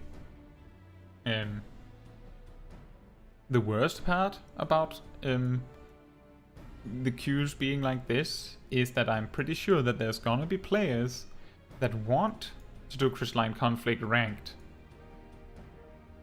but they can't. Like, they try to queue, then they see the 30-minute timer, they sit in the queue for 5 to 10 minutes, and then they go, oh, I guess the content is dead. And then they leave the queue, and they don't come back. So it's like a self-fulfilling prophecy. I'm sure there are people that want to play, it's just that you only need to waste your time in queue so many times before you give up. And that's completely understandable. It just sucks. So much. And it says, I think the series rewards are a good direction. I think there has to be updated cosmetics and periodic updates. I think, yeah, exactly. I think maybe what the series levels need is that maybe they need to be 1 per season and not 1 per 2 seasons. And they need to require more leveling. They need there need to be a lot more time investment required to max it out and get all of the big rewards. In my opinion. And it needs to be every season so that it isn't season 1. Everyone's there for the series. Season 2, no one's there because no new rewards. And then season 3, people are back for a little bit to get more rewards. It needs to be every single season there's a series Malmstones system to level through. And I know that that would mean that there would be a lot more stress to get all of the items, but hear me out.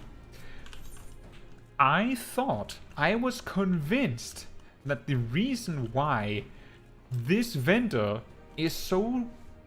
I know there's a lot of stuff here, but most of it feels pretty pointless. Like, in my opinion, most of these things feel almost like they're filler. Like, they added something. Like, it's cool weapons. It's cool that you can dye these outfits and stuff, but I'm just saying, why is this the only stuff that is in the other section. There needs to be more stuff. Where's the determined emote from season 1 or from series 1? Why is that not here? Like, why is that not being sold? I'm guessing it's because it's getting sold later, but it should be here. There should be more stuff to buy with the trophy crystals. I have nothing to buy. Like, I have 10 wolf colors here because I had 20,000 trophy crystals. I don't really want any of those weapons, but I have 10 wolf colors because that might be the only thing that I might want. And yes, me not wanting the armor sets and weapons that are there doesn't mean that they're worthless. They are not worthless. It's just that we need more stuff. They needed to add more things to spend trophy crystals on. And the best way to do that, in my opinion, would be to speed up this series level stuff, maybe piecemeal it out more, have the emote, the minion, a framer kit, and I don't know, maybe the mount in one series, and then the next series you have maybe a different emote, maybe you don't have an emote. Like, you just have like 3-4 things maybe. Something like that. And not all of them have to be incredible, you just need to have a bunch of things. Reduce the max level maybe, and then just increase the amount of experience you need so that it takes more time to fill out this battle pass. It's a free battle pass, but it's basically a battle pass, right? It has the same idea behind it. The main thing is that it is free, so it's okay. It's a Mogus. And then, to compensate for the stuff rotating out really fast, or twice as fast, just put the stuff that are like these special things in the series track on the trophy crystal vendor. Problem solved. Eventually you'll be able to buy everything. If you really want everything, you can. I think that might help a little bit with getting people incentive to do it. However, I also think that they should reduce the amount of series XP you get from Frontline. Now that might really be what it needs. Make it so that Frontline is not worth it for grinding series XP. And Melee says, I play a lot of PvP. I finished the series rewards in the first 3 days. Really? Wow. Wow. Really? That's incredible. That's actually wild. That's insane. Did you just do PvP, sleep and eat?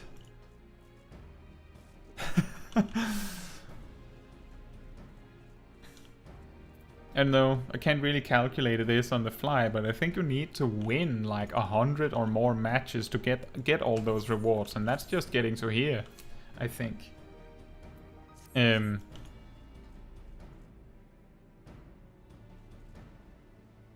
then Mary says, I bought all the frames already last season and most of the old feast weapons, and I have nothing to spend the trophy crystals on now. Yeah, that was pretty much my sentiment as well. Just played a bunch of games to rank up to crystal and then retired. Fair enough. In the first season, I did something similar. It's just it took more time for me. But I mean, I do in fact have the season 1. Let me see the season 1. You can see there the season 1 framer stuff. It's easier to see here. Which ironic, I have it on my on my red mage, not my summon. I only played red mage for the first season, for the whole thing. Despite all the like the nerfs back to back to red mage, it was just red mage. It's about 80 matches or so. I guess so. I think if we reach the 30-minute mark, then this is not happening. Then I give up.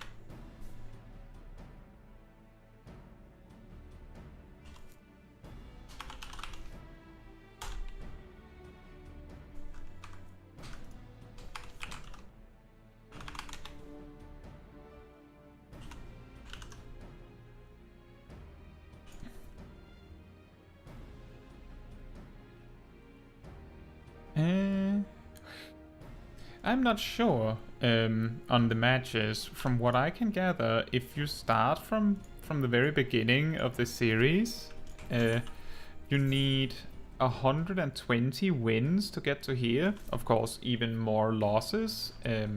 So, you know, 120 wins is the lower bound. And to get to here, you need like 173. Doesn't really matter. It doesn't matter whether you did 80 or 120 or 300 matches, doesn't matter. It's still impressive that you got it that fast, Melee. Say it's not the same as ranked, but maybe casual will have you get have more luck getting games. Yeah, but the thing is that in my experience, casual just feels like complete chaos. I didn't enjoy casual Crystalline Conflict nearly as much,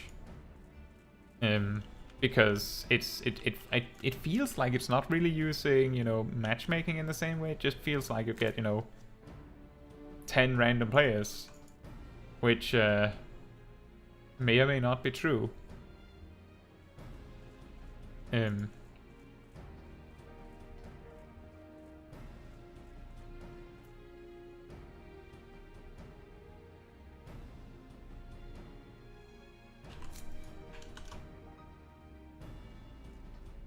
Oh, the way that I checked Melee is that there's a list of how much experience you need for each level. And since a win gives 900 and a loss gives 700, you can just, you know, take the number, sum, and then divide. And that's how I got the number. But as I said, it doesn't matter. If you did any amount of Frontline, that will also affect the amount of matches that you had to play.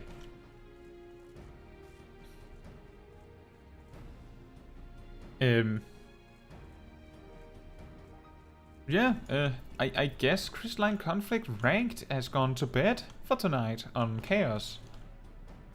That's a shame.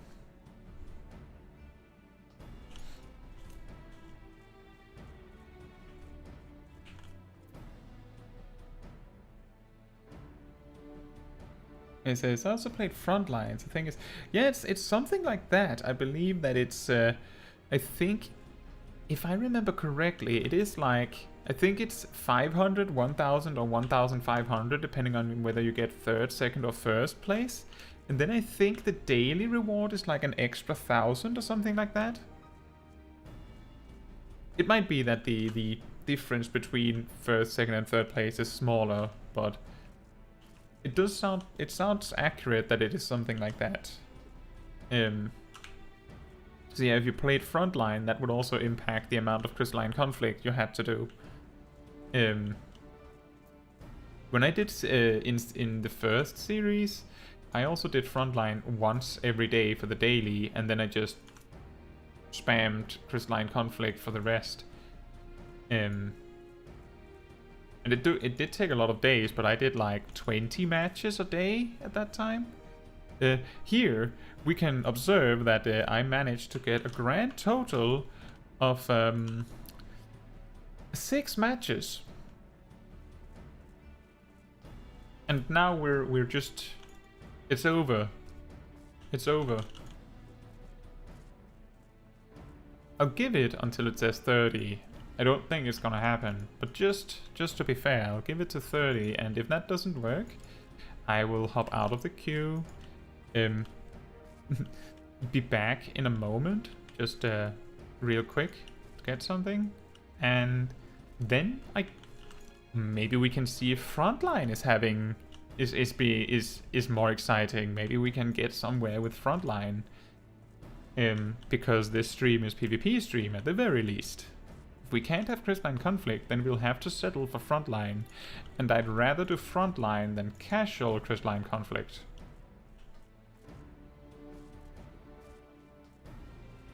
And that's just me personally. There's nothing wrong with playing casual Crystalline Conflict.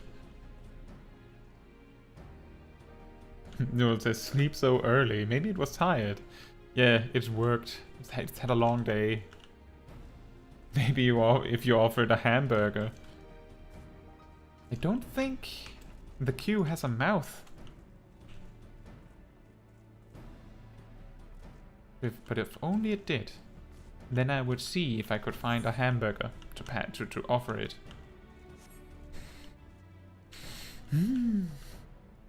So have you guys tried variant dungeons? And where do people enter? I think they just teleport in.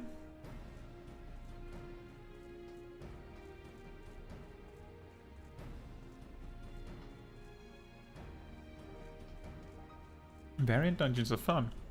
Yeah, I got the new mount on the first day of variant dungeons being available. Let me see if I can find the button. There it is.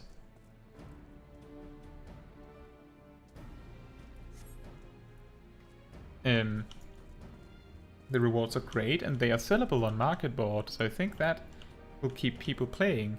I noted, actually I was talking with Zip about that, because he had that same discovery, and if in case you're wondering, Zip is one of my free company members, a good friend, and I was doing variant dungeons with him on the release day.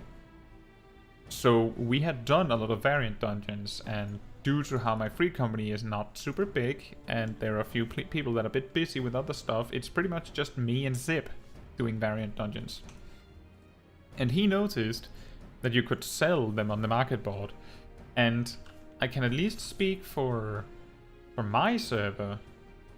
I'll just hop to my free company house and find the market board.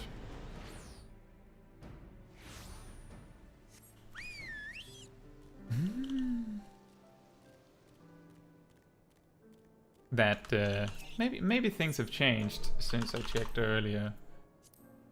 We can see there's some few of them selling, and it's down to 1 million. I think it was like 2 million yesterday.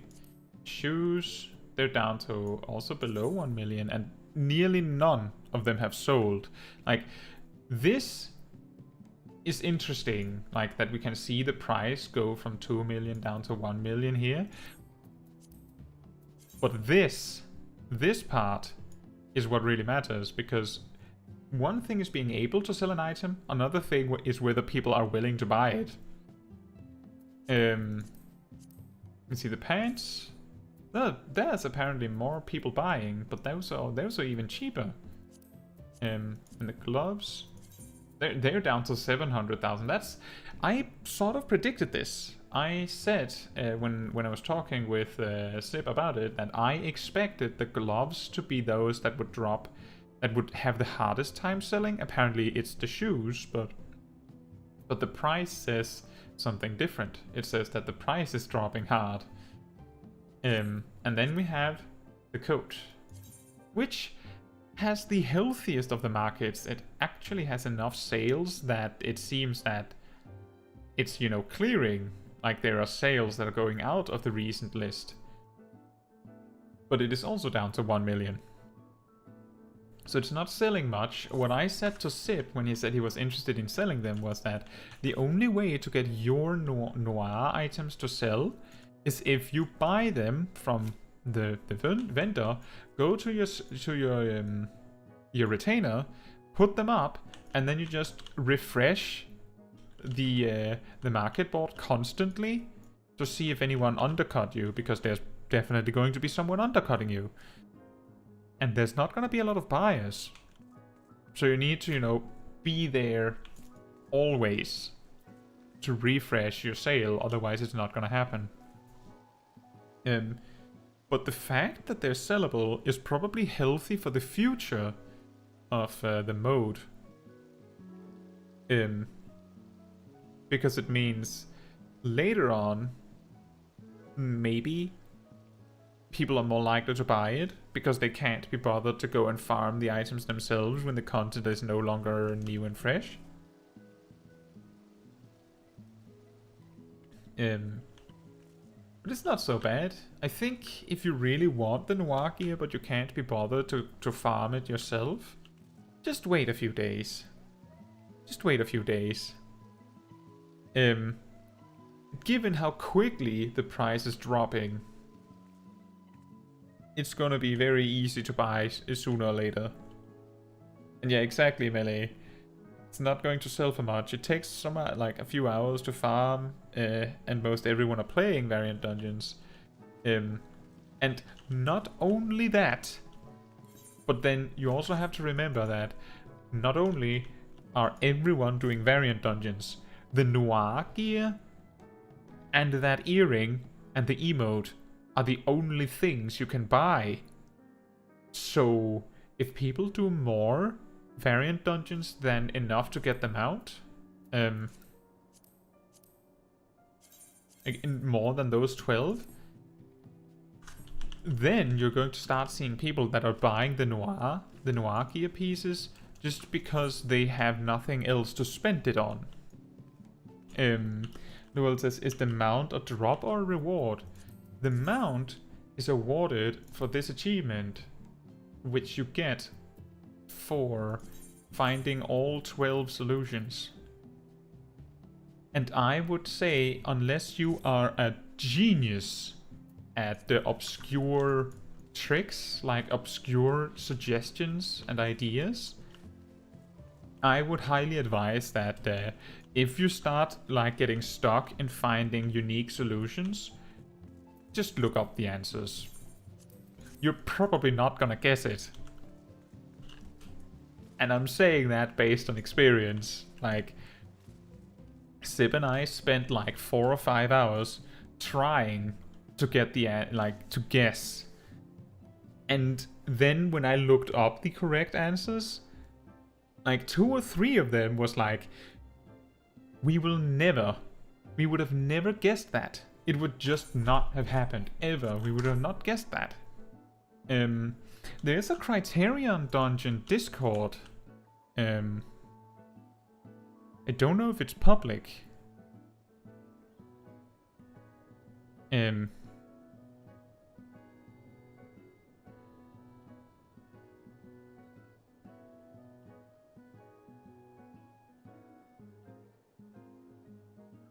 But I'm pretty sure you can just Google it as well, and there's gonna be like a Reddit post about it or something.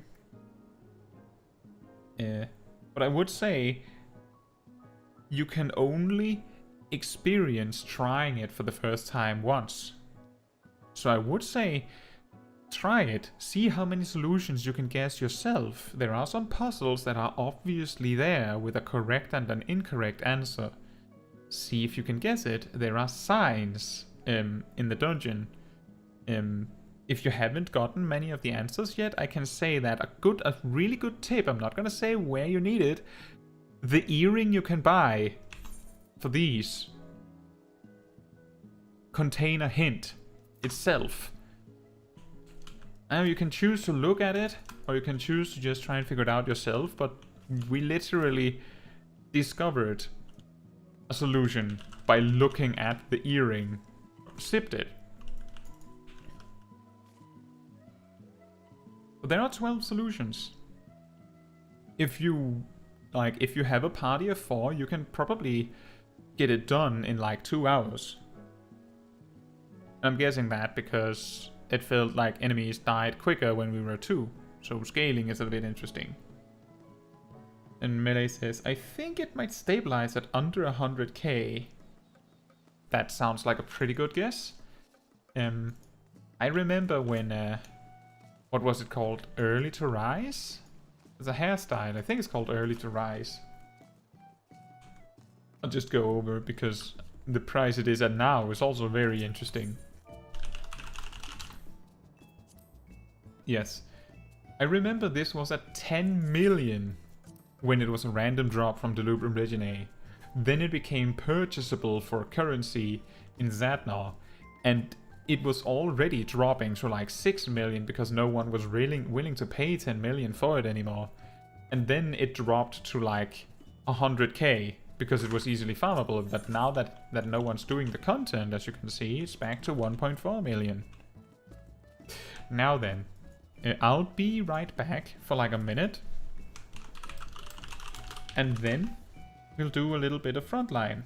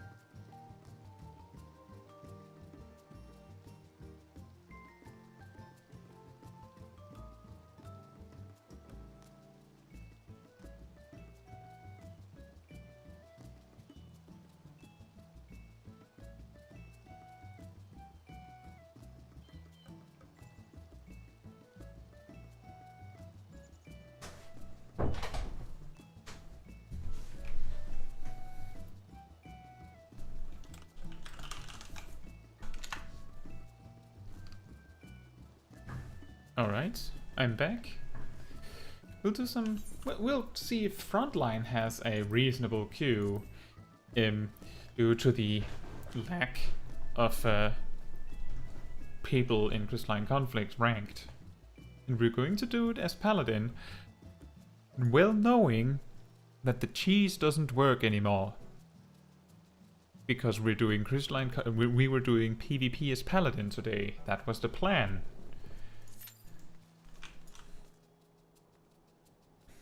Not that I would have the heart to try and use the cheese. Could you imagine? On stream? Oh boy.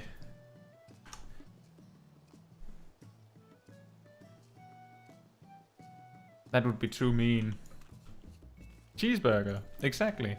Do you know the Paladin cheese, Lowell?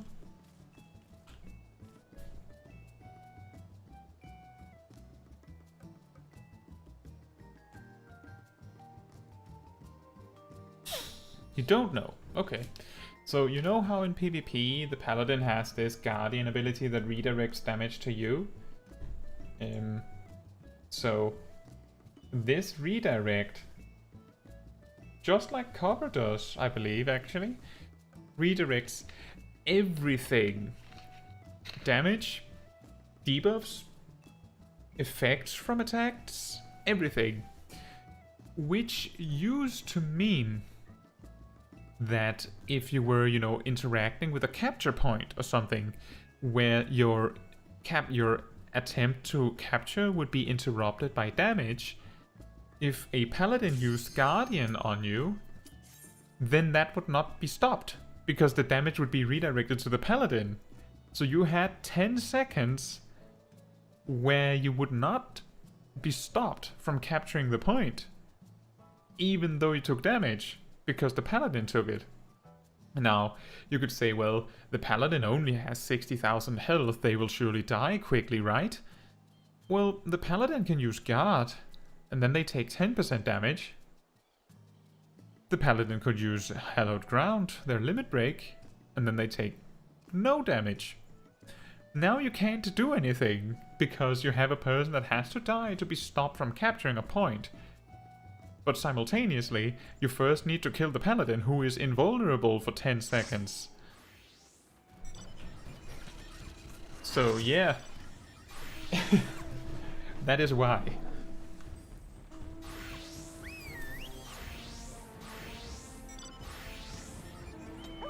But the paladin cheese has since been removed. It was removed as a feature in this patch that came out 2 days ago. Specifically, Guardian now says has no effect on targets interacting with an object. Because that's exactly what it needed to be fixed.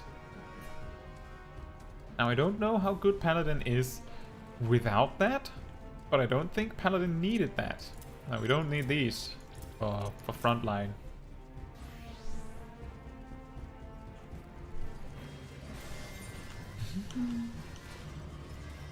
Now, I'm not very good at front lines at all, so I'm probably going to be just following the pack a lot. But if you haven't done a lot of frontline, then maybe I don't look so bad. Meanwhile, Melee over there like, oh man, he's doing everything wrong. Why are they 2 people standing at a point? You only need 1. Oh dear.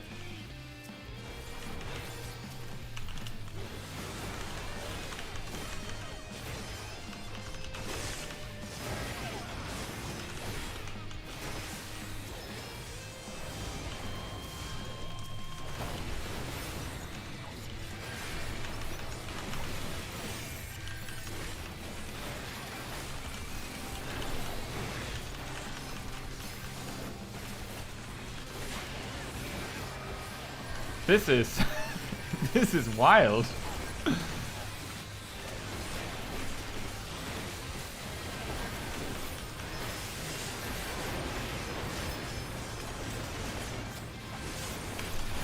I'm also dead.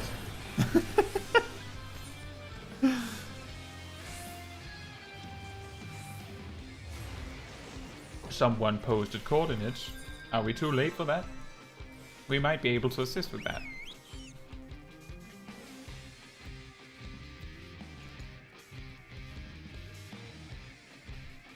Oh dear.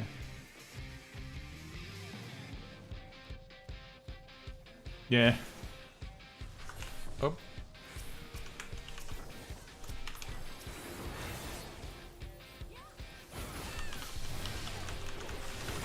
No, this was. Wait, is the music always this good?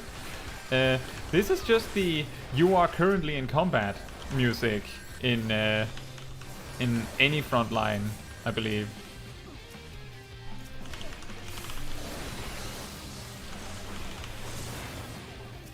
Thank you! Enemy just pushes me back into safety. We don't want to stand here and fight on something that doesn't even have an objective.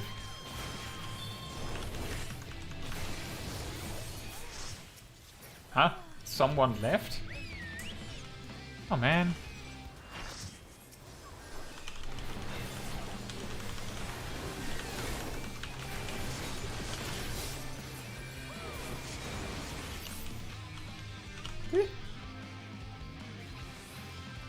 It's just pure chaos.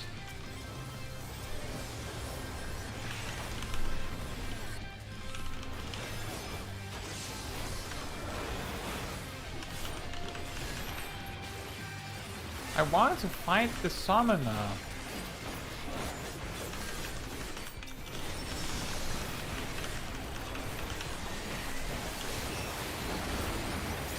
Okay, you got me.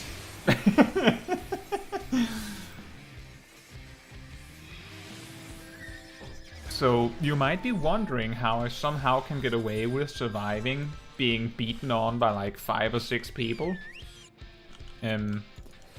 Jobs have a built-in like damage reduction factor in Frontline to compensate for the fact that there are 72 people.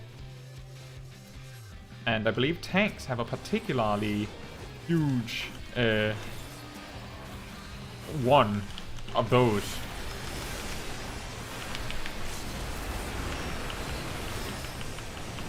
Ah, they already got the point, and I'm here trying to just mess with them.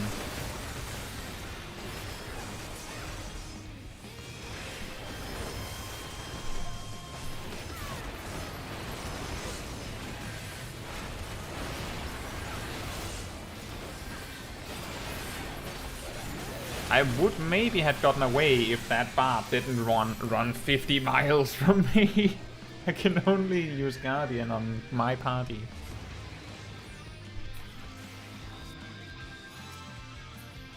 Oh well. What are you standing still for?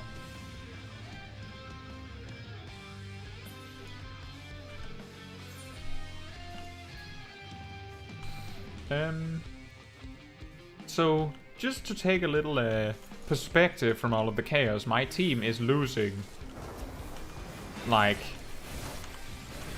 super very much losing. Like, we have 86 points. And Twin Adders has 900.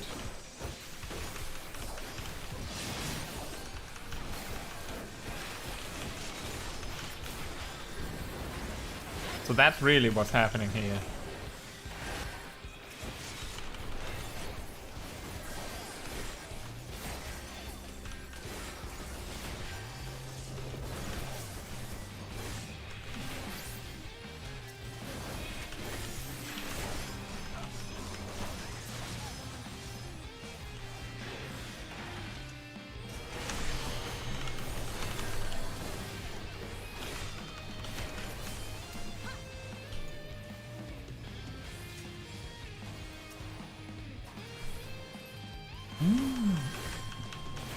Hello, I'm your friend now.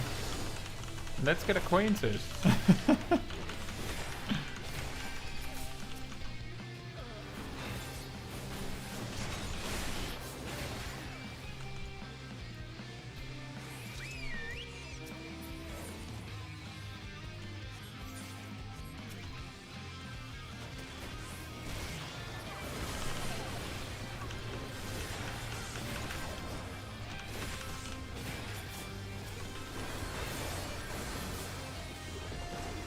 This strategy seems to be working pretty well. I mean, we're still probably losing, but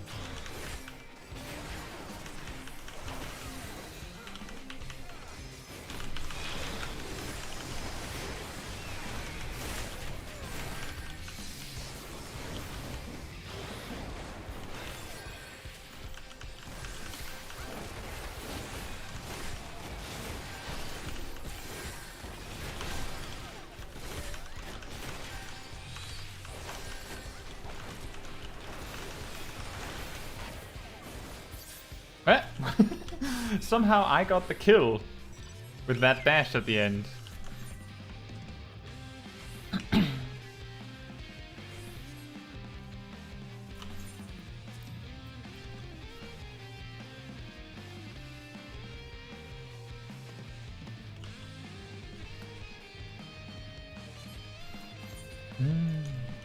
So since we are so far behind, the best strategy we can do is to just try and get points for us. Both of the enemy teams need to focus each other to stay ahead, so we can sort of bank on the fact that they have to keep each other in check.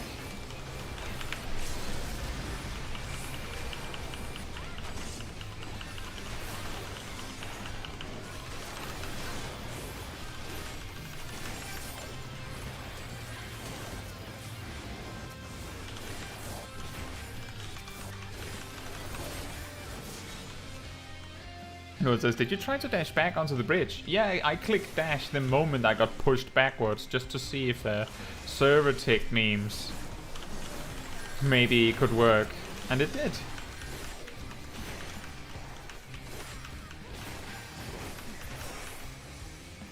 There was no chance I was gonna make it back. I was actually just banking on weird stuff happening to save me.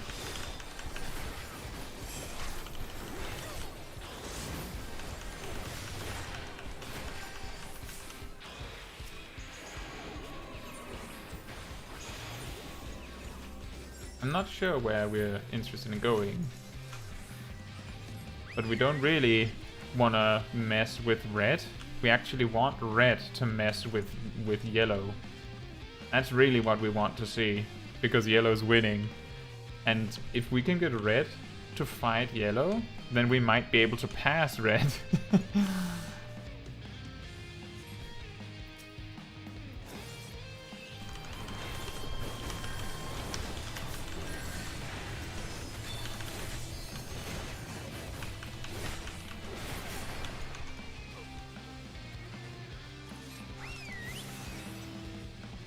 Can we also get that point? Oh look, we're in second place now. And there's a point in the north. We're probably not gonna get that one, but...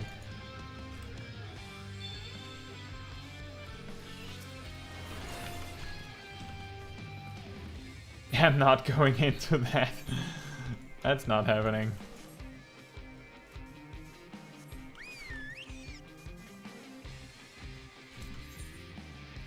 Oh, and there's...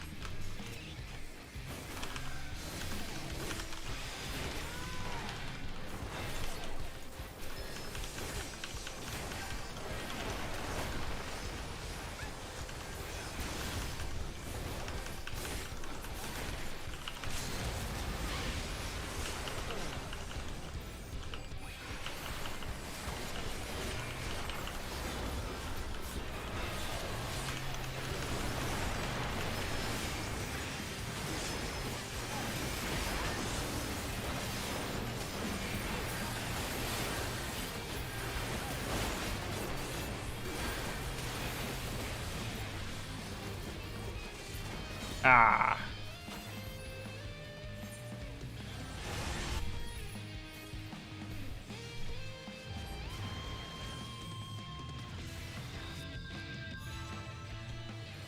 It's going really well.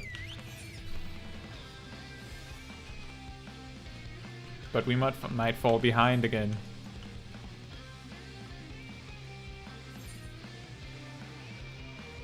The only thing saving us from losing to red right now is that all of the spawn points right now, all the points that we're capturing, are spawned near yellow and us. So we have an easier time getting to the points. And defending the points, for that matter.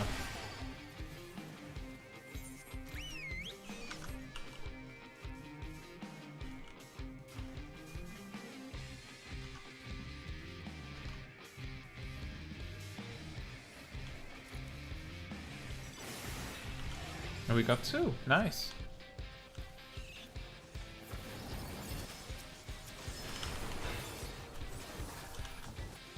Don't think we're getting that point. It seems like yellow is pretty reliably on it.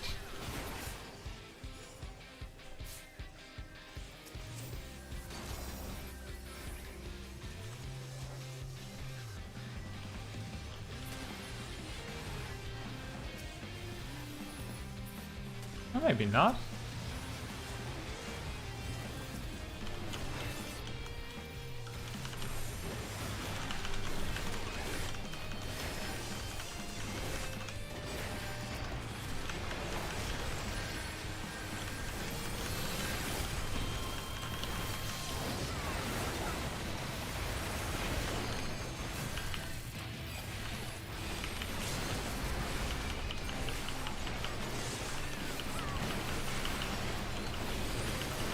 Invulnerability!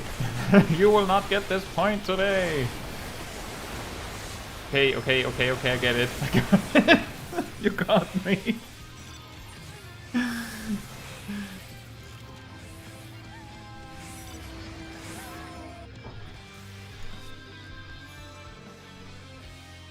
Oh, welcome back, Pokeshack. You have become what they hate, a paladin in Frontline in Asim Steppe.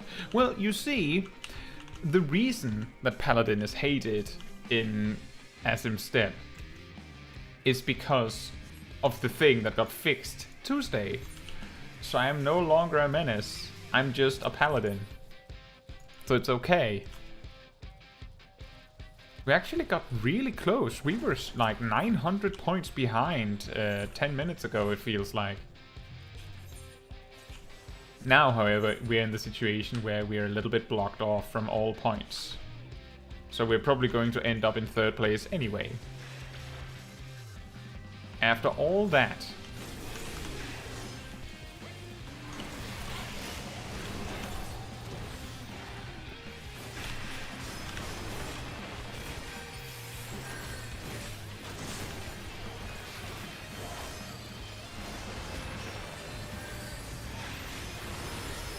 You still have trauma from all the paladins.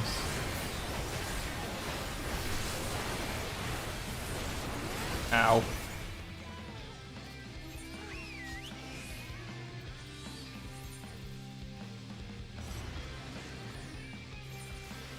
Huh. I just realized we captured a point while I was just out there doing feels like nothing in particular. Nice. What was that? Why was there a Dark Knight there? What was he doing?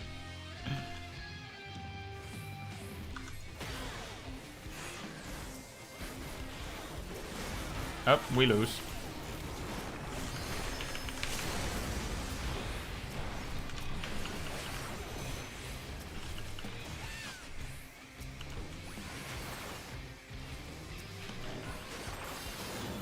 Yeah. We just barely got 2nd place though.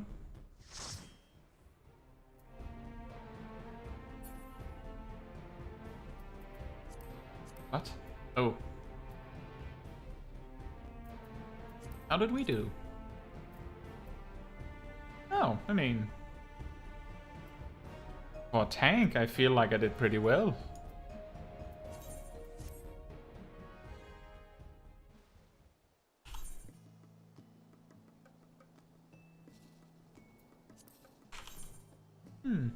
Maybe there isn't a series experience award tied to the daily. I don't think there is now that I look at it, because I can see separate rewards, 2 separate Wolfmark rewards. So I guess I just remember that wrong.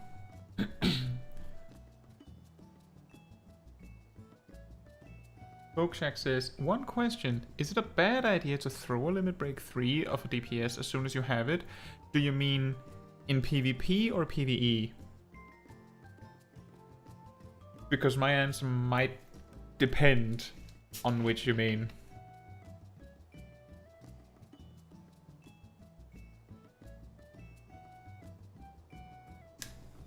PvE. So, when the boss reaches... Well, you're in a boss fight and you reach the point where you have limit break 3. The things you need to consider before using DPS limit break 3 is, first of all, if you're a melee, you have priority. So, like, if you're a melee DPS, it should be preferred that you're the one to do it, because yours is going to do more damage compared to a ranged. It doesn't matter which melee DPS, anyone, because the damage scales with the raid as a whole. It's really complicated to say the exact number, but basically, melee DPS have the strongest single target limit break. If you're ranged, you need to see, is there any melee that might use it? And if there are melee, then your next question is, are they going to use it? So when you see the limit break 3 ready, you give it a reasonable amount of time before you conclude that they're probably not going to use it. And then you can use it if you want. because it's still more damage than not using it. And then the reason that a melee DPS would want to wait a sec is if your raid has had a lot of deaths throughout the encounter, doesn't matter why. If you've had a lot of deaths, then you may want to consider whether there is a chance you're gonna need the healer limit break. Because if like 3 people die within very quick succession, and there aren't reses to get them up, then healer limit break is probably going to be more valuable than DPS limit break. Just 3 people. However, if that is not a factor, then yes, you can just use limit break 3 the instant that it is ready. Pokeshock says, I say this because the other day as Samurai I threw a limit break in an Omega fight when I got limit break 3 and no one had used it, and the healer told me that you were selfish and threw the rescue to cancel it, but after I had already used it. I mean, I thought it was a good idea, I didn't want to do anything wrong. Which Omega fight do you mean? Was it the O12, where there are 2 bosses?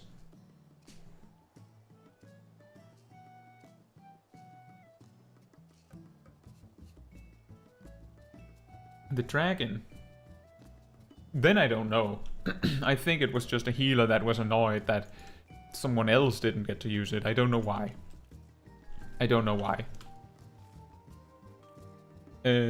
Pokeshack, I remember the name, because that dragon is Midgard's armor.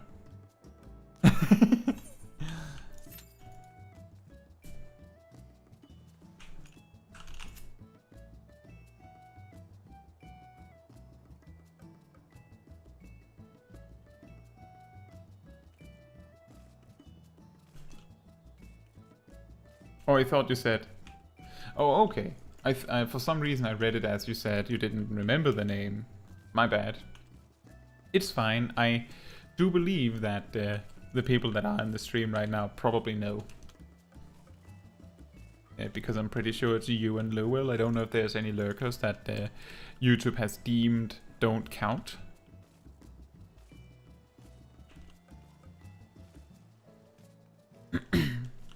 Hello, it's me.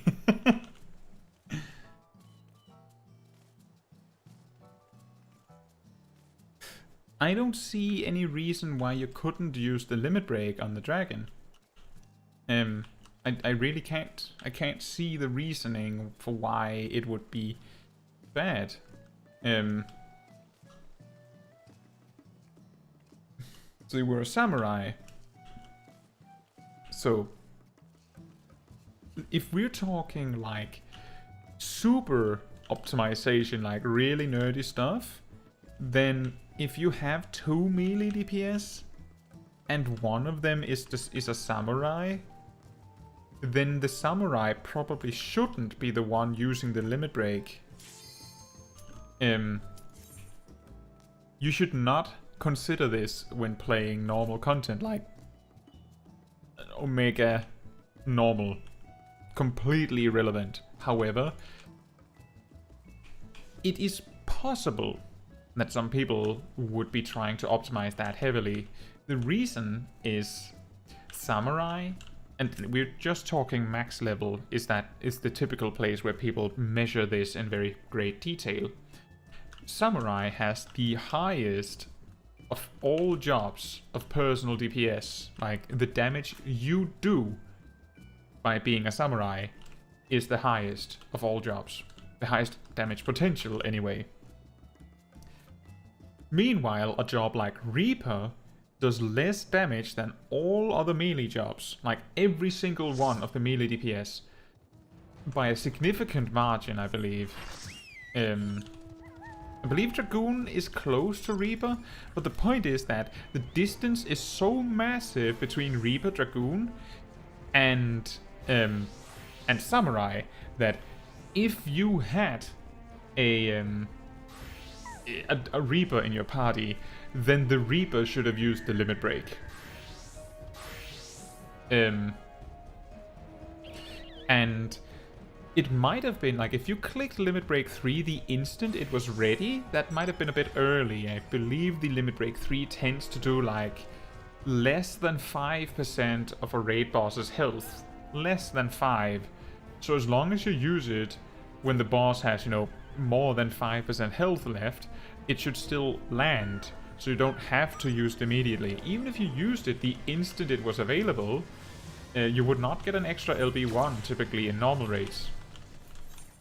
So it wouldn't be so big of a deal, if that makes sense. The boss was at 40% life, and our party didn't remember the fight and we failed mechanics occasionally. Yeah, that might be the reason then that the healer wanted to secure the limit break in case they needed it. I can understand that. It makes sense, but tell you what, Pokeshack, there's a lot of opinions on what you should and shouldn't do with a limit break. It's just normal content. The worst that can happen is that you wipe. It's fine. It's okay.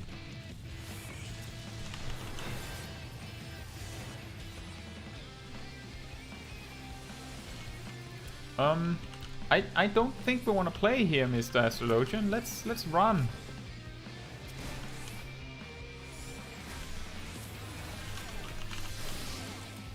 I can't Guardian him because we're not in the same party. But he can heal me. That's not super fun. Luel says, why is it called a relic weapon? Say, Luel, do you know what the relic weapons are called for A Realm Reborn?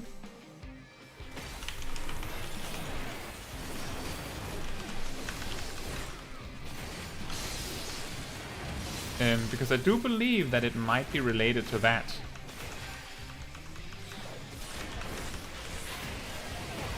How is it possible that we are outnumbered next to our spawn point?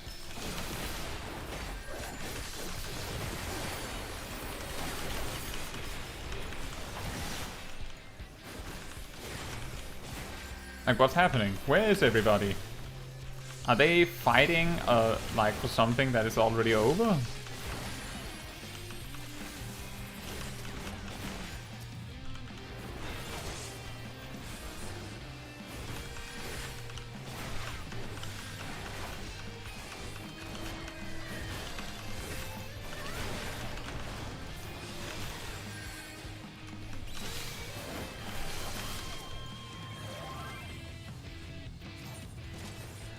Sound notification.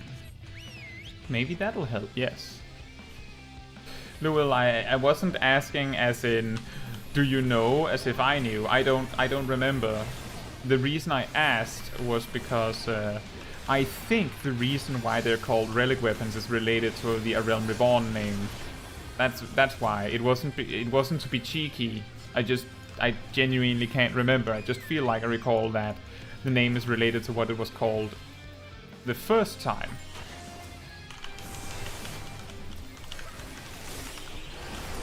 And I'm a little bit occupied with this whole PvP match situation. We can look into it after this match if you want, and I might be able to give you a better answer.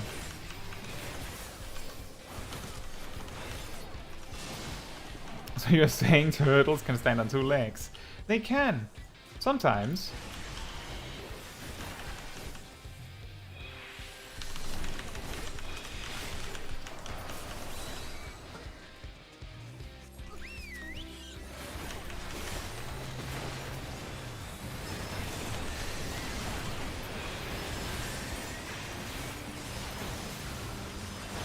Boy, that's a lot of damage.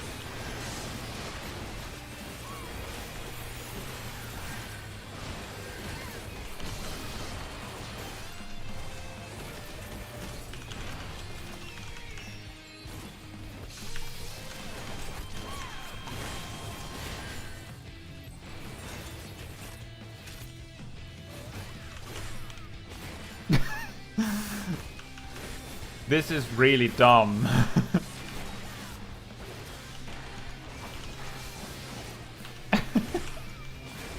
I don't know why they're fighting me. I'm not sure what I'm defending them from getting. Like, I genuinely don't know.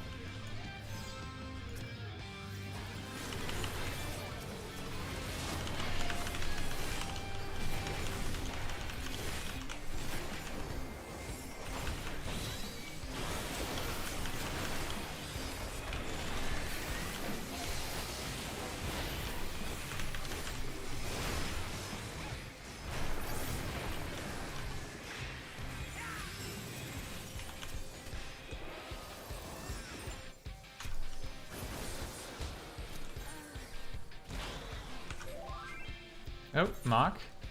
Center. Does the center just keep spawning? What? That's random spawn point says, "Fight in the middle, please."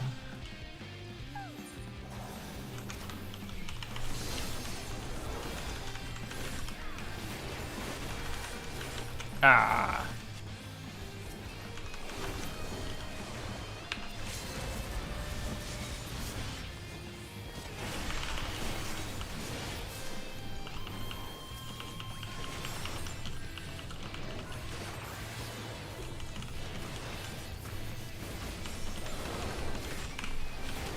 There's a lot of gunbreakers all over. What happened? Why are there so many gunbreakers? What's happening? I thought everyone had decided that gunbreaker bad or something.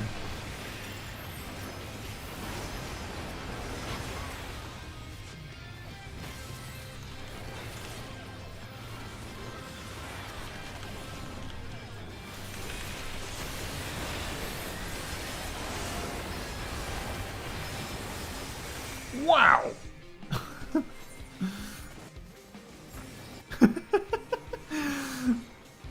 I should probably have ran way sooner. So how much damage do you need to kill a paladin? Well, and then you just see this picture of my entire screen just being white.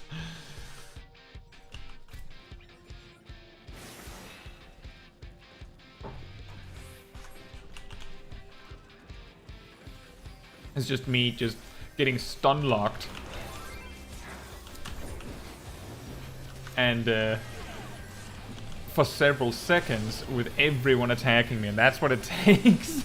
And I'm just sitting there waiting for it to be over.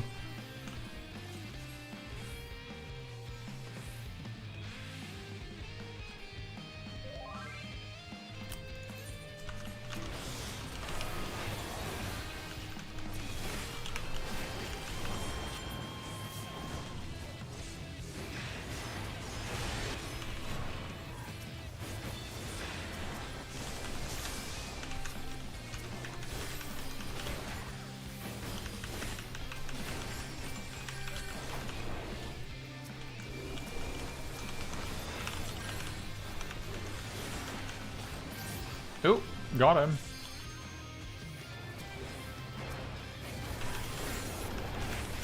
Surprise!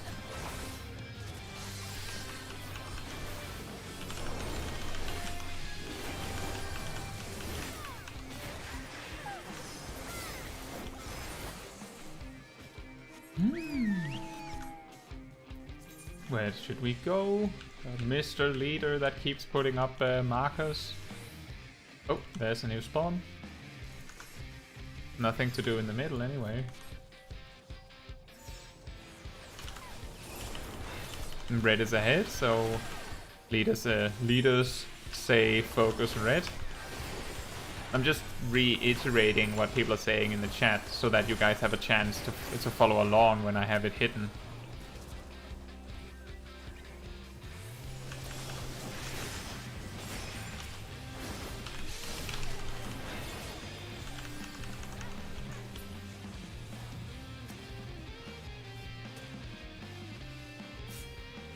Oh, I got an assist. Excellent. Can we stop them from getting that point? I doubt it.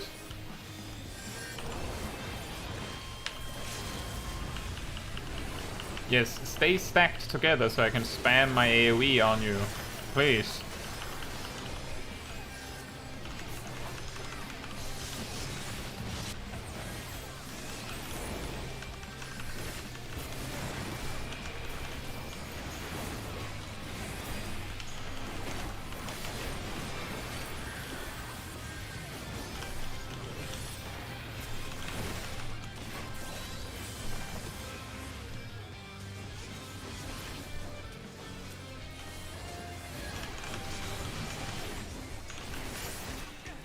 Oh, we got it! Disengage! We got the point. This is when we need someone with a sound notification marker.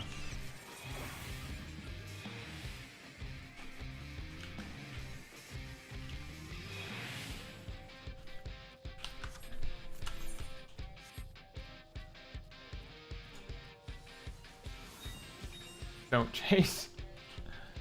Fair enough. What are we doing?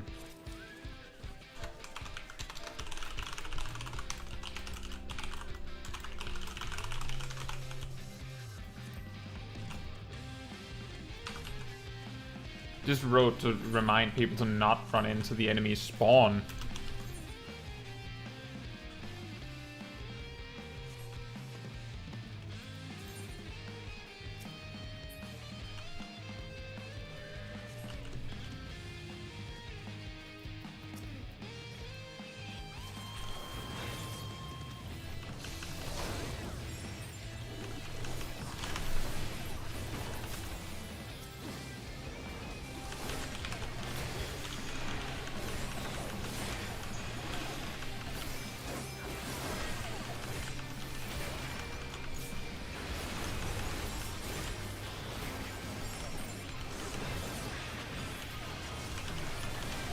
This might have been a bad idea.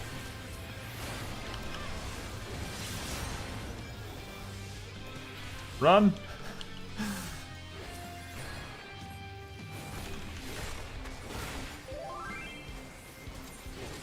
But that's a bit late. Yes, mid. They're saying mid. Now, as I said, misclick, ignore the call. And now we're in second place again.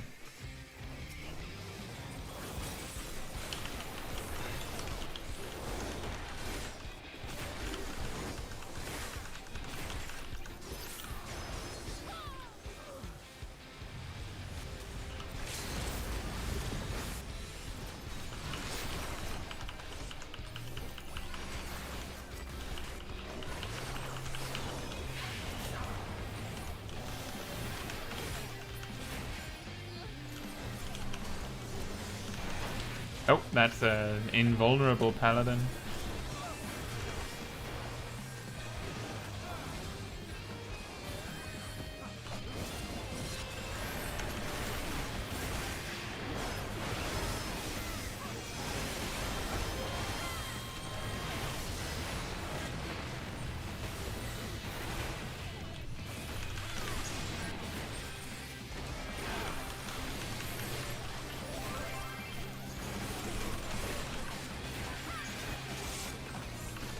They're pointing to a different spot now. I think I might have gotten away with it.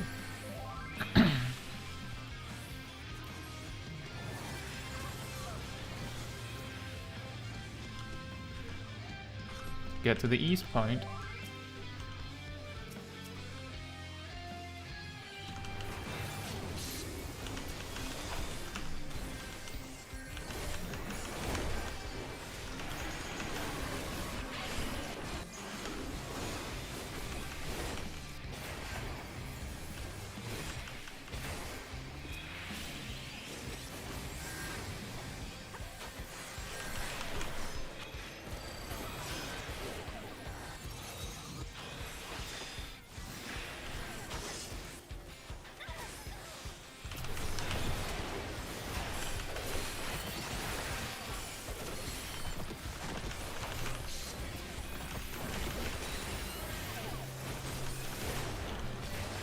I have to say, I didn't expect Paladin to be able to take this much damage.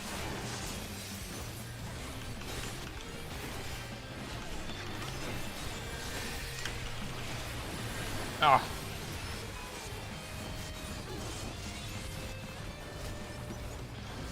That came as a surprise.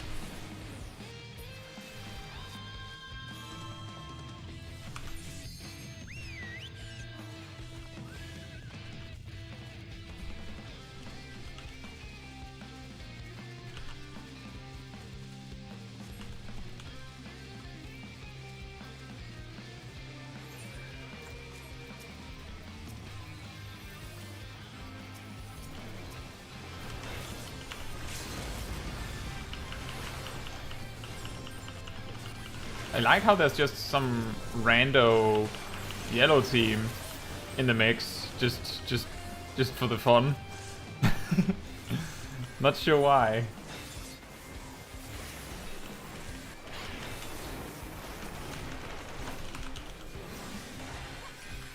Okay, we got it.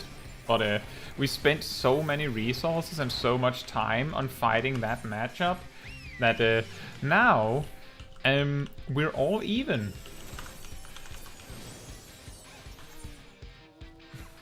The only thing we have to our name is that we have a better spot than yellow.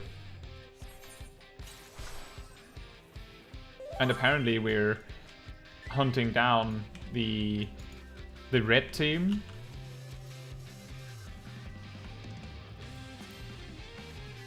For some reason. This is a really bad position to be in, because I'm pretty sure the yellow team is just all over that. Yeah.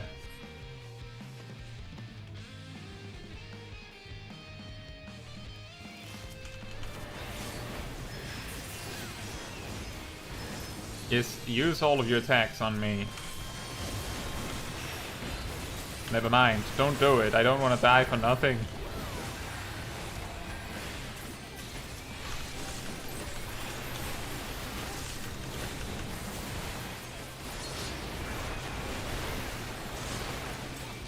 Ow.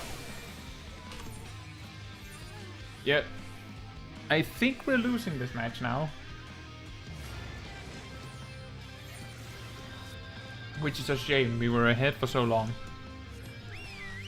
We need to have that final spot, otherwise it's not gonna happen.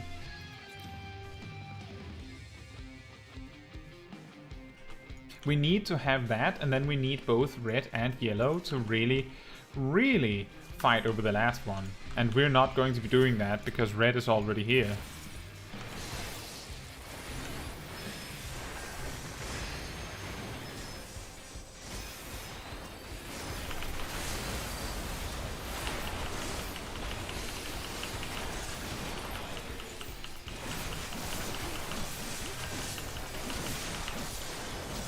Did everything I could to delay it.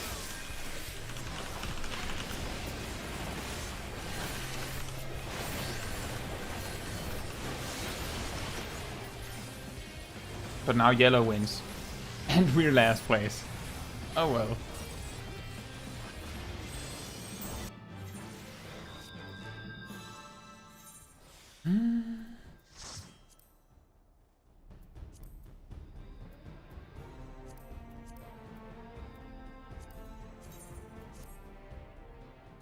It happens. The particular thing that messed us up there at the end was that two grade 5 points spawned, and both of them were closer to the other teams. In one case, one spawned next to red, and red had just lost an exchange, so most of their players were at their spawn anyway. Then the yellow one, well, yellow had been doing other stuff, so they were closer to their base.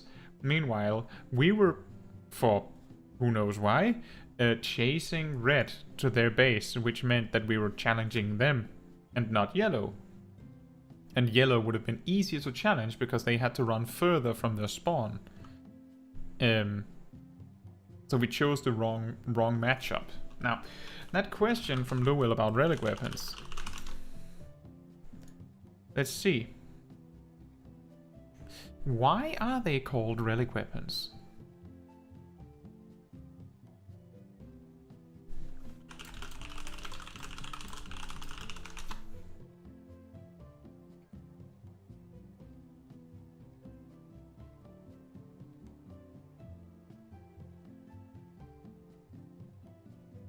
Hmm.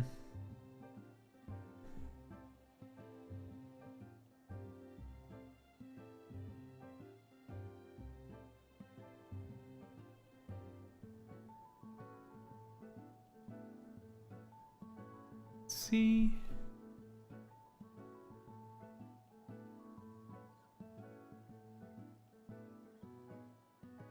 Hmm.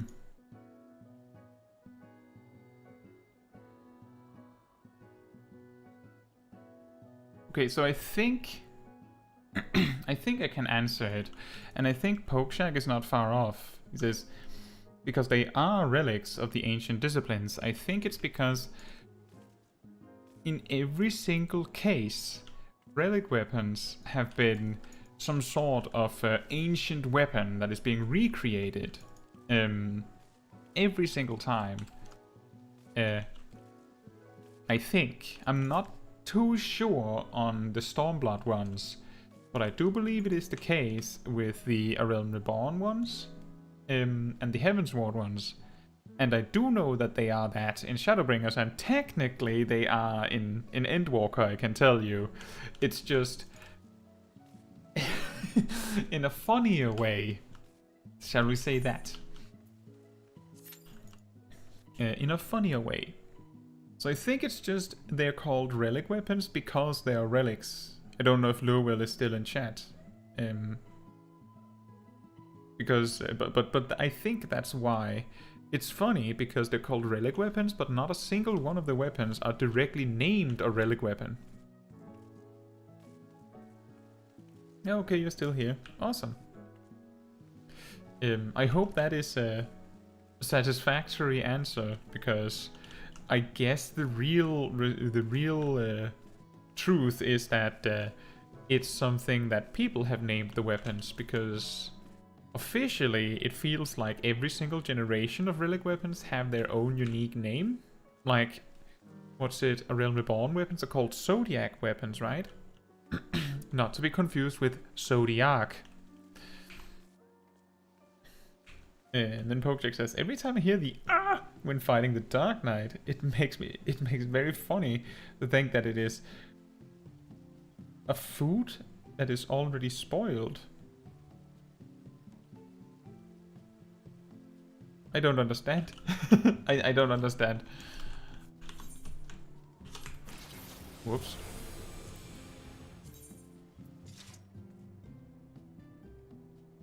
It's something Pokejack said during the match. I think it had something to do with Dark Knights using, is it Salted Earth or Dark Tide? Their limit break is Dark Tide, I believe.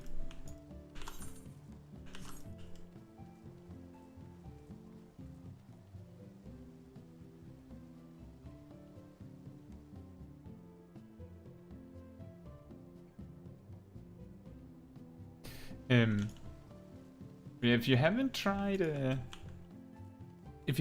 Frontlines, I can apparently let you know that melee seems to be a lot more feasible now.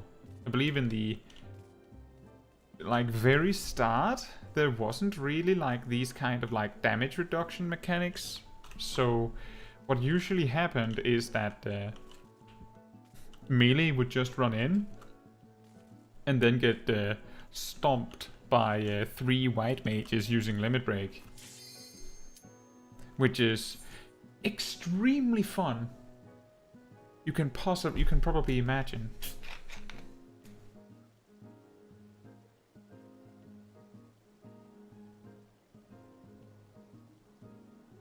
Yeah, all jobs have damage reduction in Frontlines now.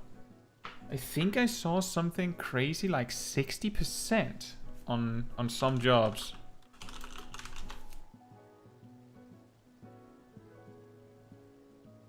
See, tanks take 60% less damage, and so do melee DPS. Everyone else takes 30% less, and exclusively Summoner, White Mage, and Scholar do 10% less damage in addition to all that. Which is not surprising, because Summoner, White Mage, and Scholar have shown to be extremely overpowered in Frontlines.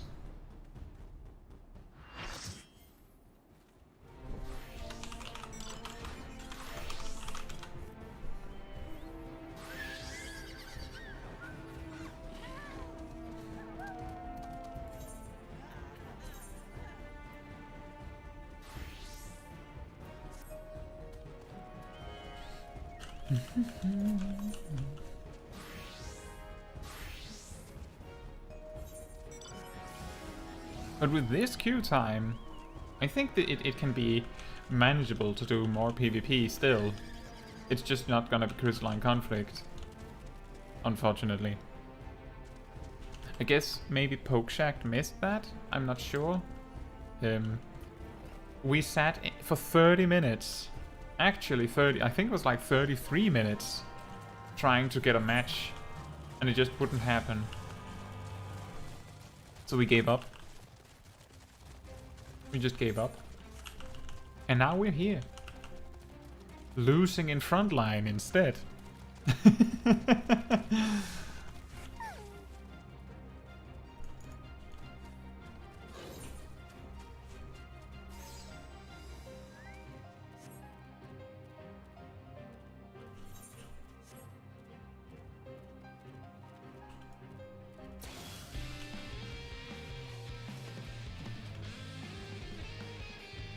Pretty good how the music just flips perfectly between the piano when you're not fighting into the guitar when battle breaks loose.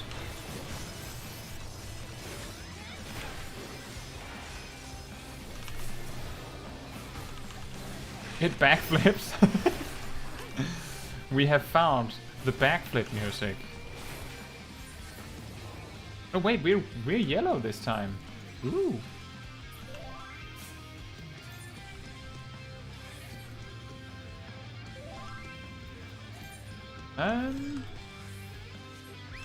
This is not a safe position.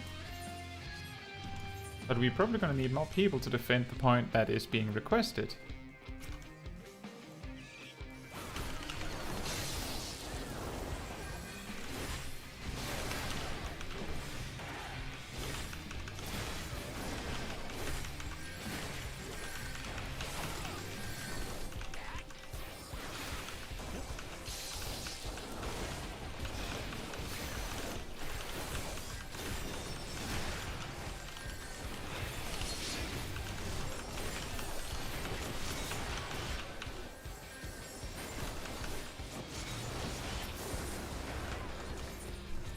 Okay, we got the point that we wanted. And an extra one, just... it was just that notification is baiting me so hard. I'm sorry, I literally, I don't think I can turn it off. Because it's not like a tell or someone just generally writing in that particular chat log. They have the SE1 like notation on it. Which is what is causing it, so I can't do anything.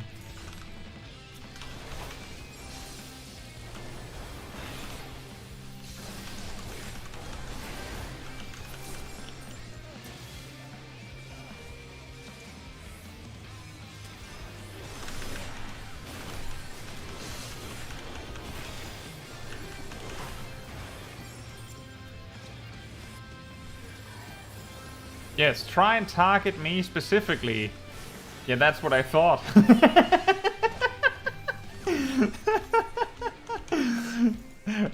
That was really petty. Wow.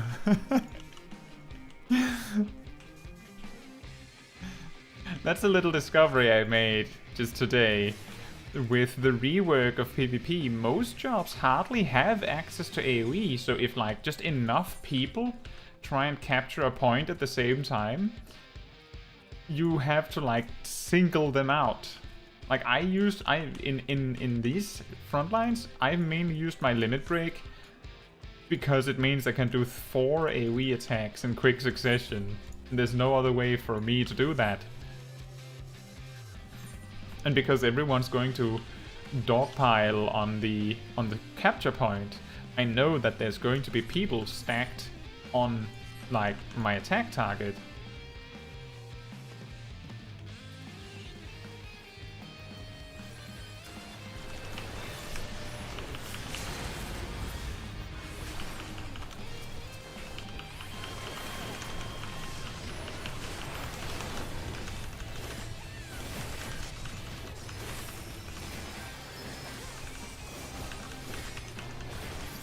Boom.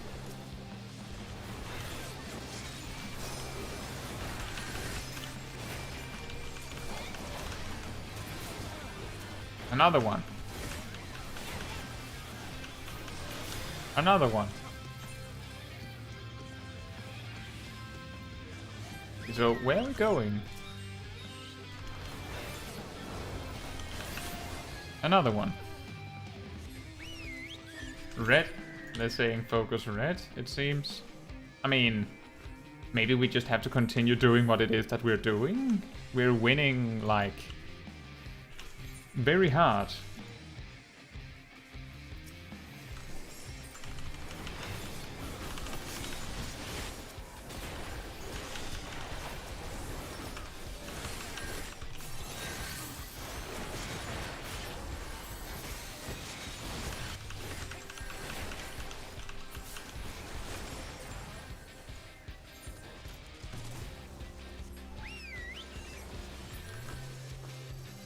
Can we stop them from getting that?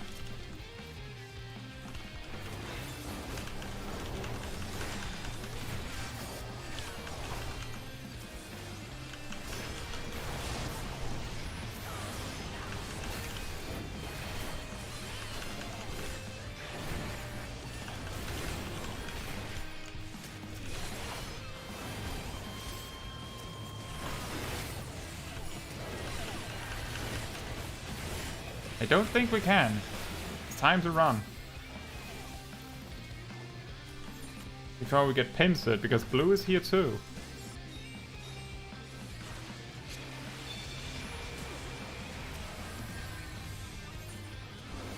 And we're getting told, watch the flank. That doesn't tell us where to run.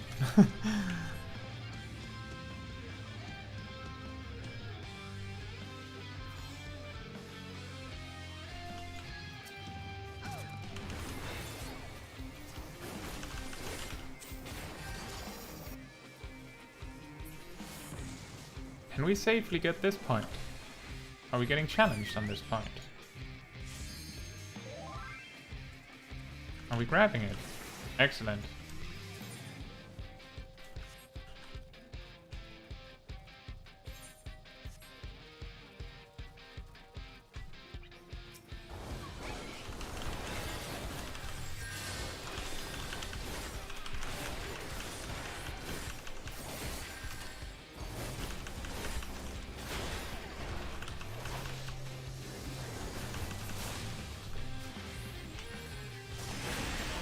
Ha! I don't know what he had. I guess his timer ran out. Because I don't think he did that intentionally. Now that I think about it.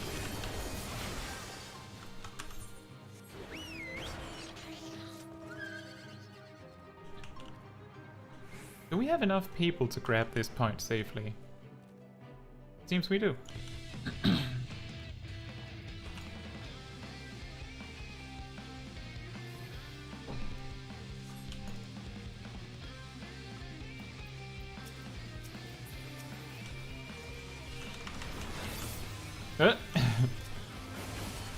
The random snipe?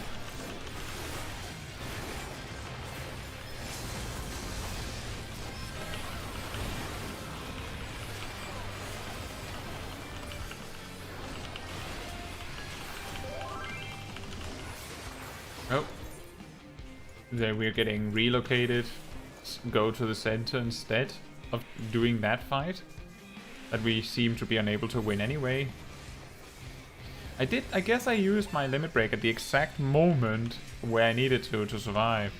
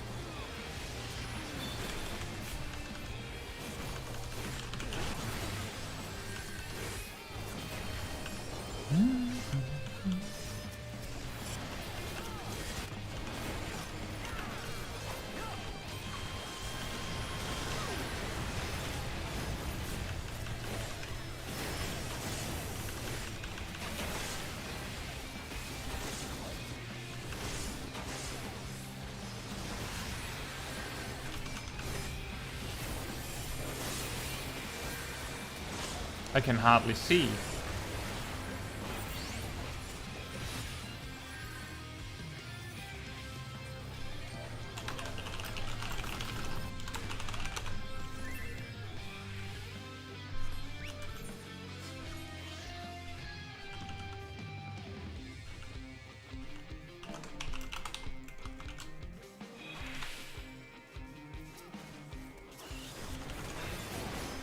I think the other Paladin suggested to do the cover trick. That doesn't work anymore.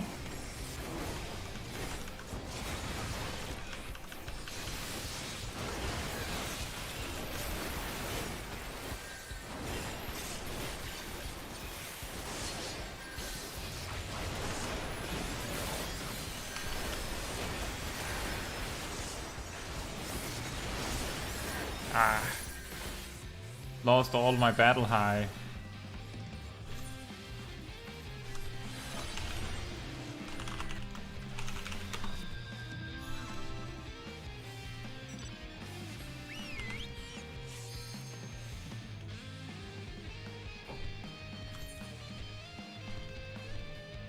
And after being so nearly 600 points ahead, now red is ahead.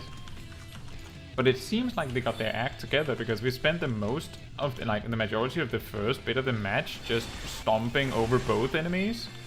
And suddenly we can't really do any exchange where red is involved.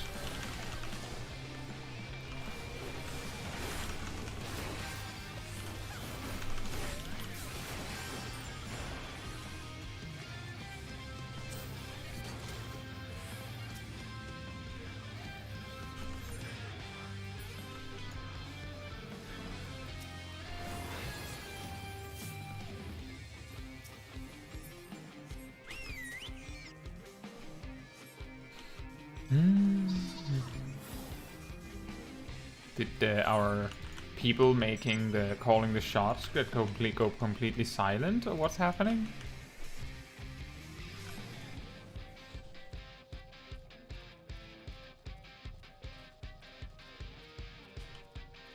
Now they're saying ignore blue, which does make sense, but we're literally feeding red points by just going on them, just dogpiling on them while they're beating us.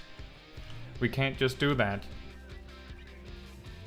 Fun fact, every death transfers some points. That's why you can see people lose points throughout a match.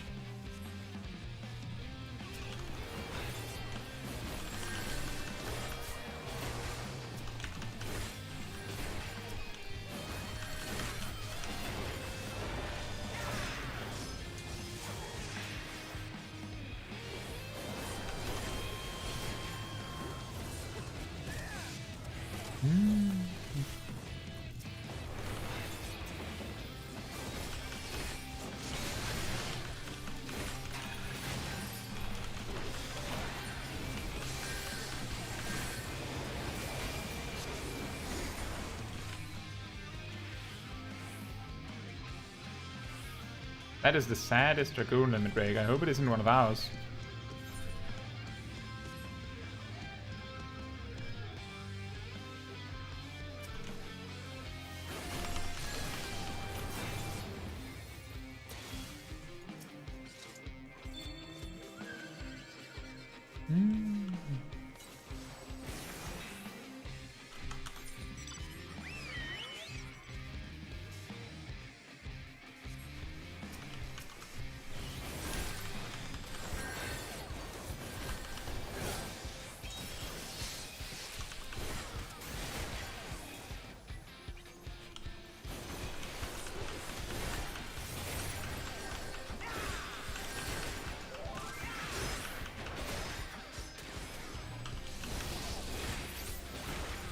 That was a really weird time for him to use his limit break. I'm pretty sure that his debuff had run out like ages ago.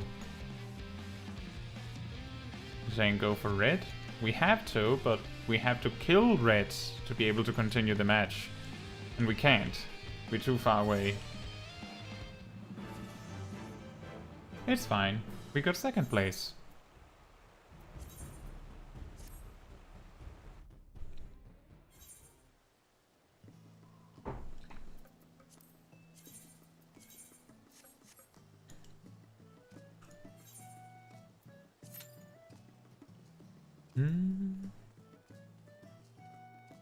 Huh. Did Frontline die? 9 minutes. No, it didn't. Excellent. I want to do one more. And then I think it's round off time. But I just feel like we spent so much time doing nothing. Waiting for stuff to happen. You just have to doubt it so it can slap you in the face. Oh yeah. Earlier, when I was sitting there like, oh, it's not happening. It's like 8 minutes into the Crystalline Conflict queue, I like checked other stuff on another monitor, and then it popped. Like, that's when the game went, oh, wait, you're distracting yourself now?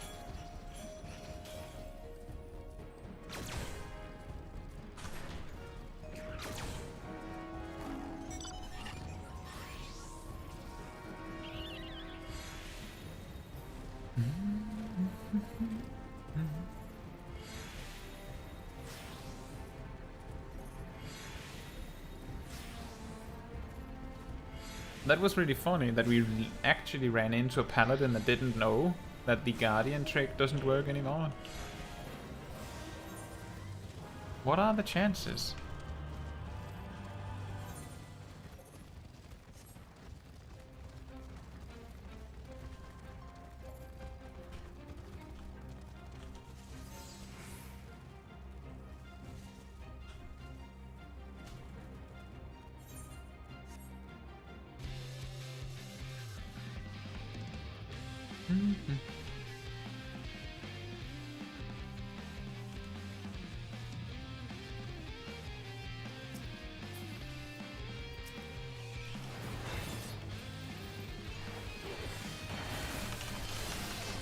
That's not how you do this. You don't engage them, you just threaten them. And look where that took you.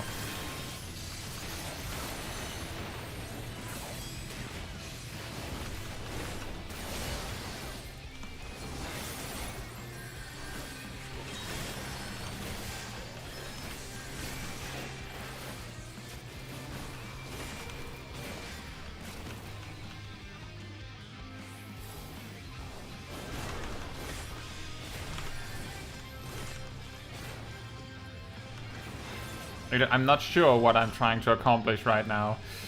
I was just messing with the enemies. Which appears to have not been very successful. Because we're losing.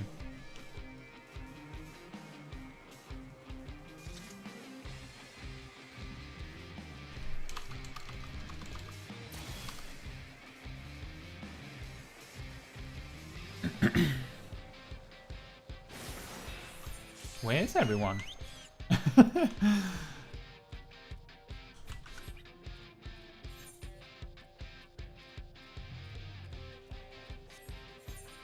We're apparently fighting on two fronts at the same time.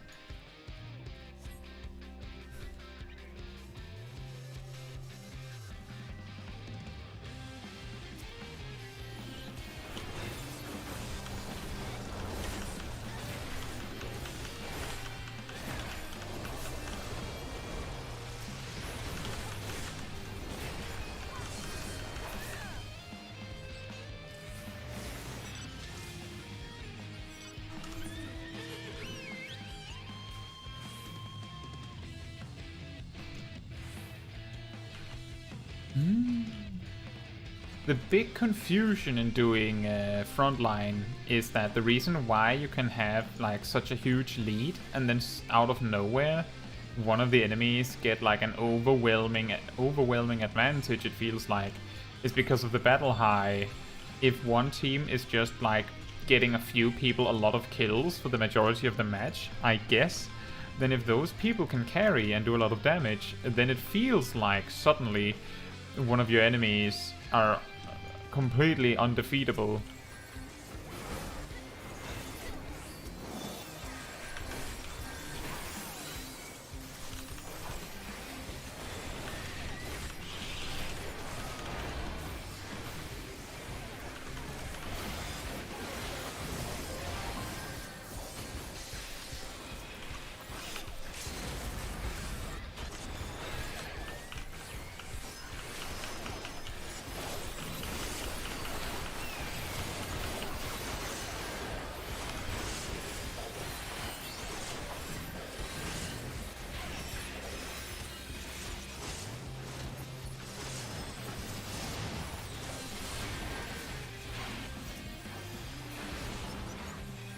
Ow. Somehow we made it out this time.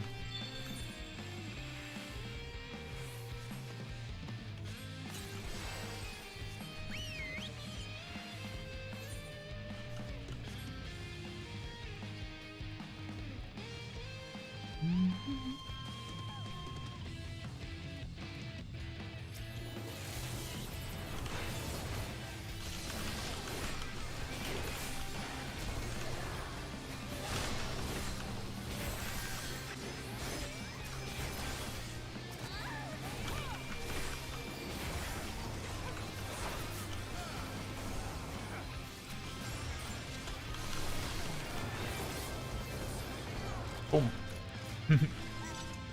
Is someone okay, we have multiple people capturing. Excellent. It's just really awkward if everyone leaves at once.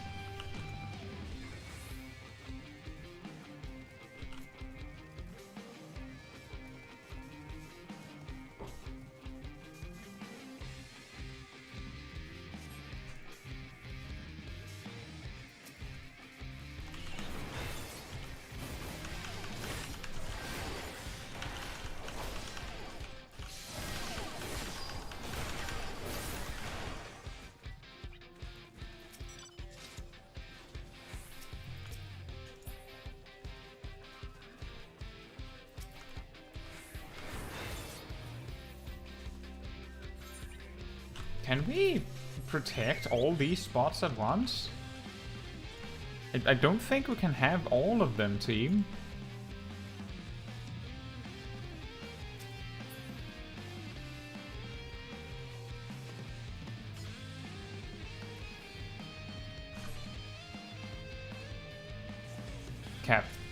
Someone was capturing. For a second I thought no one was there, but then there was a little Lalafell there. Has that point been fought over for the entire match by now?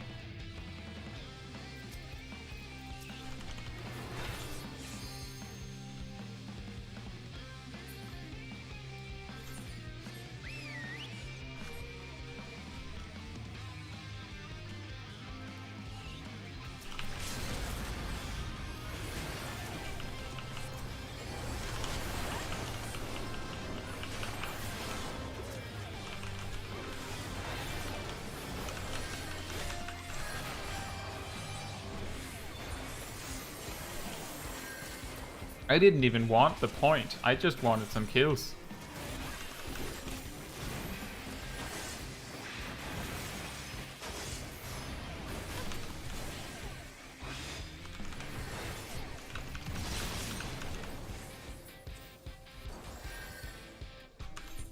Apparently we got the point. And blue is at 0 points, really.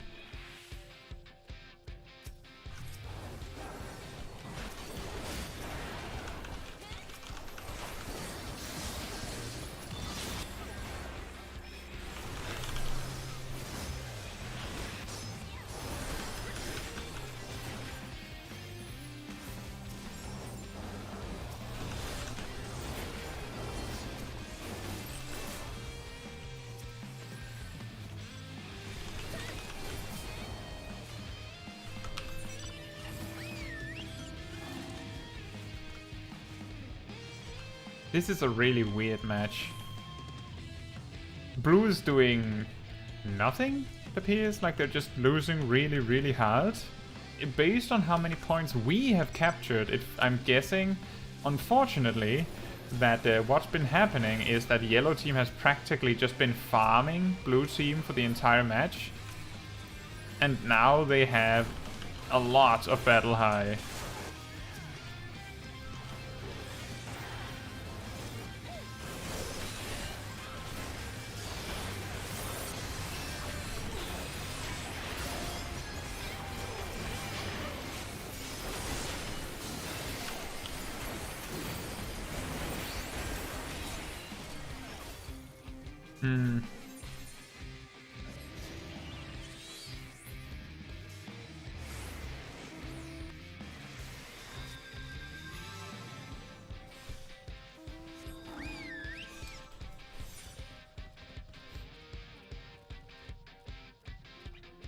The best we can do to flip this match around is to not just focus yellow, but we need to specifically find out who's the fed players, like who's the ones that are doing an obscene amount of damage because of all the kills they've gotten, and then jump on them specifically. Like this machinist with Battle High 3 is doing, I believe, like, I don't know if it's 60 or 30% more damage.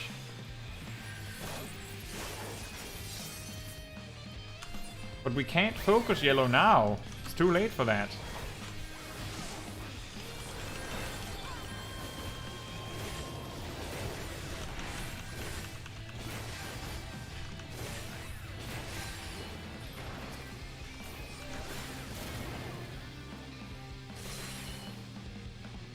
And if we are going to focus yellow, we have to be extremely, like, good at teamworking it, because we need to focus people. And we are not.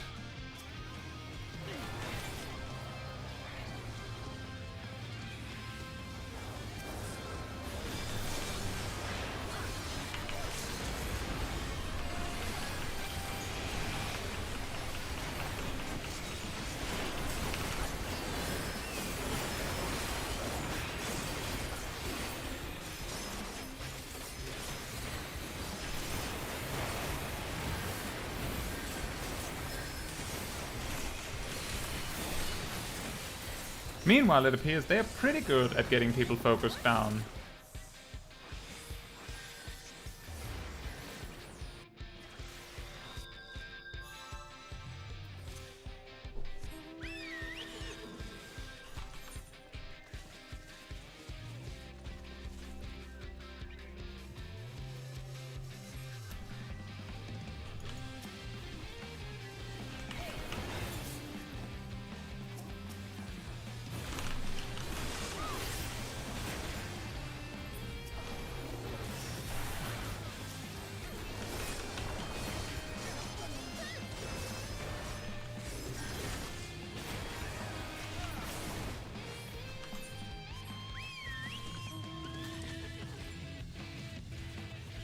Ah, now I see.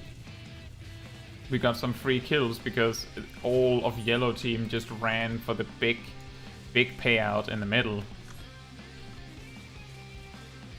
So they just let some of their guys die.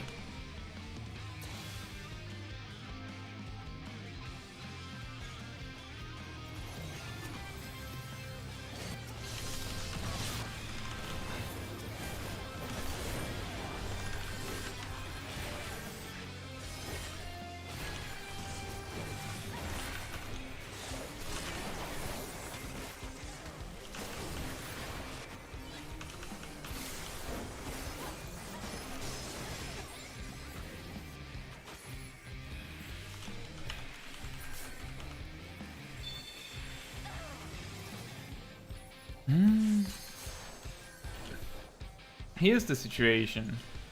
If blue team gets the point, that's okay, but yellow simply can't have it. But the problem here is that they can't have any point. Then we probably lose.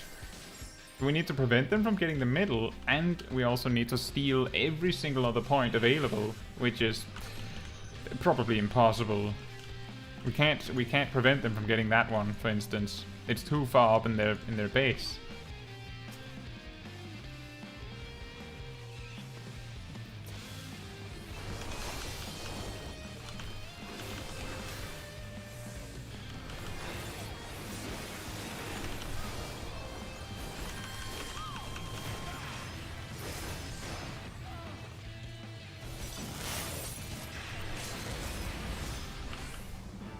There it is.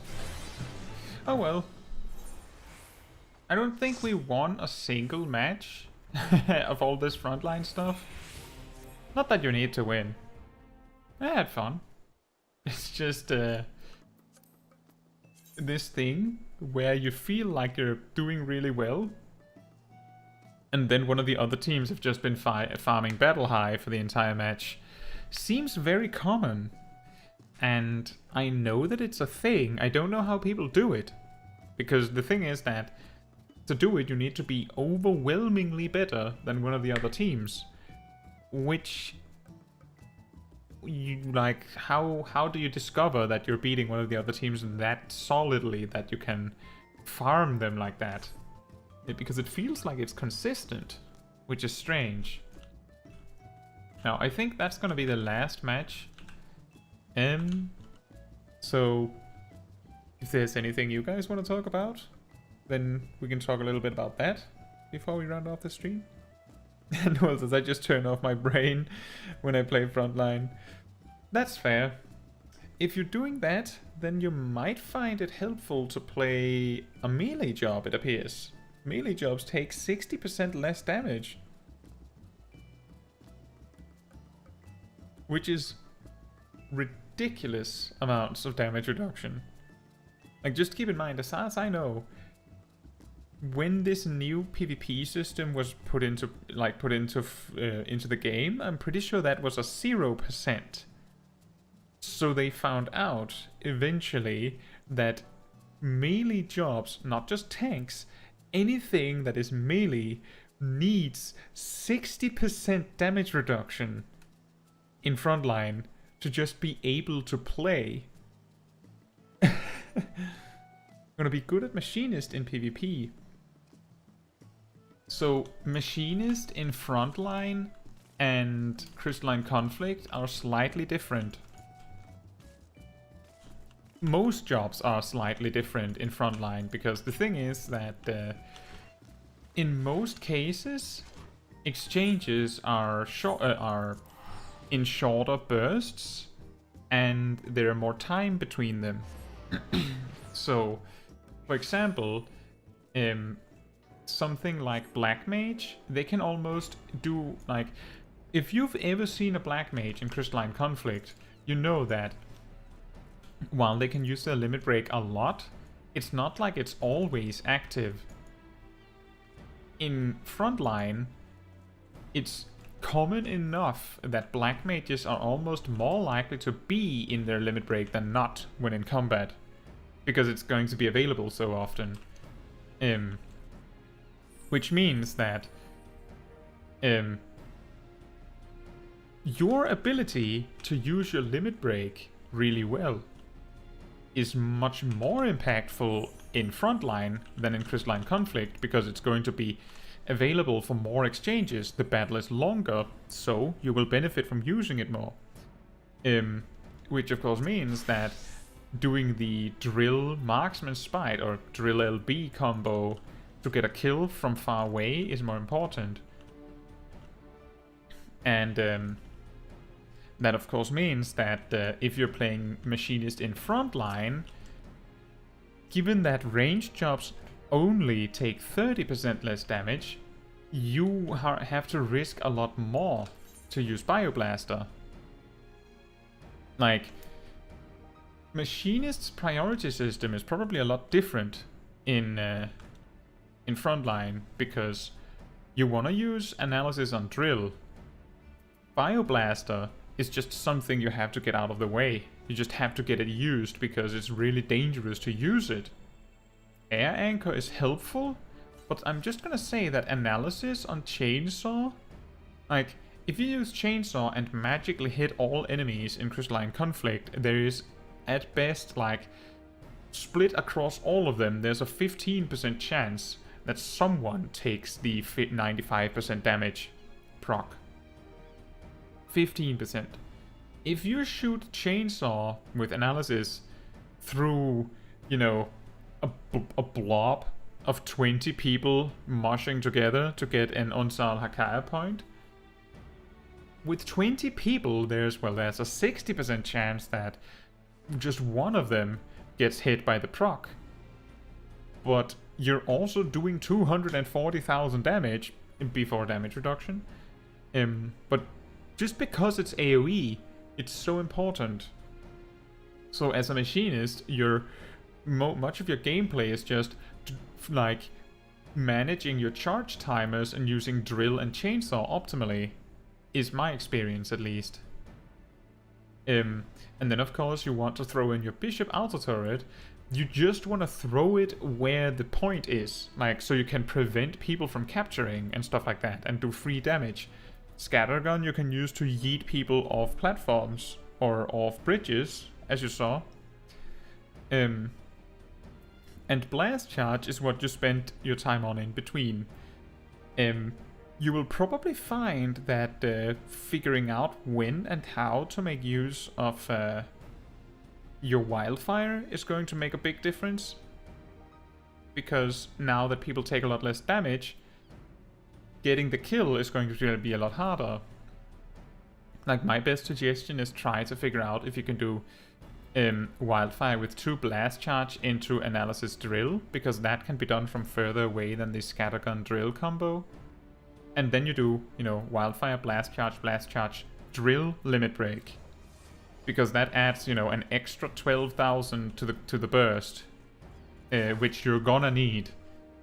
The big problem is that in Crystalline Conflict, you can see the exact health number that someone has. In Frontline, even if someone is at 50% health,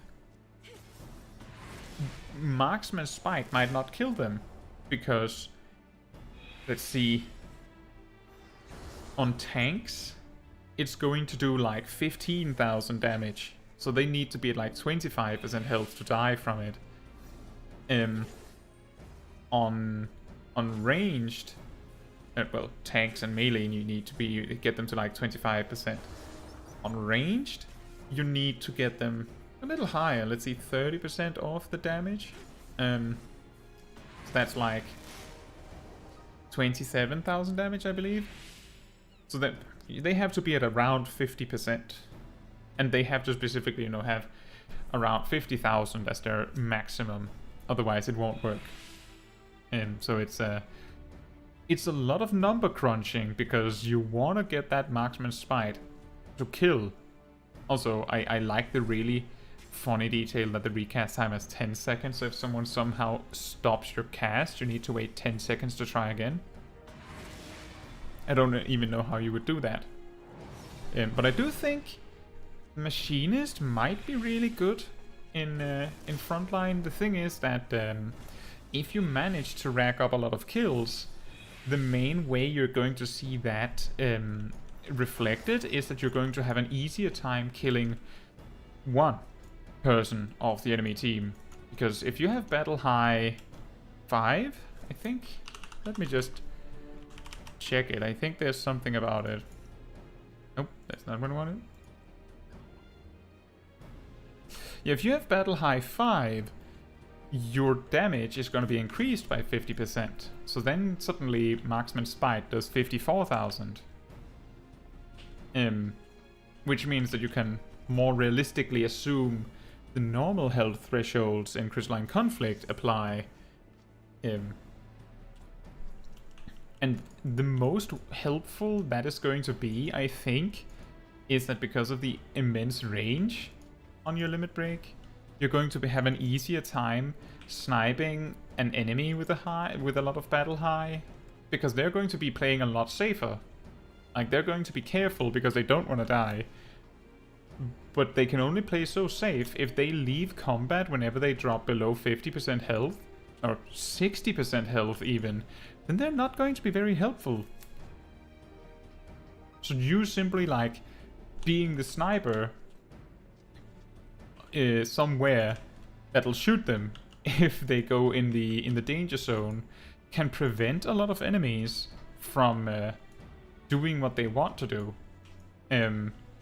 Another tip on that is that in Crystalline Conflict, your enemy can see if your limit break is ready. They can't in Frontline. That's not super impactful as a machinist, because enemies just have to assume that probably there is a machinist. Now the question is whether the machinist is going to target them. But say we're playing samurai.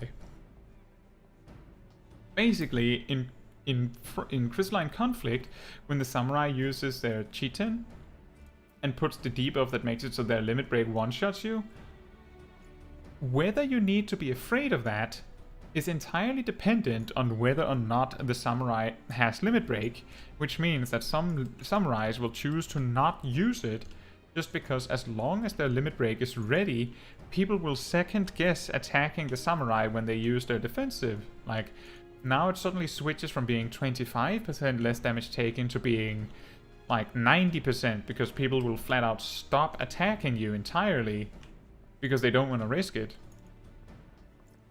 While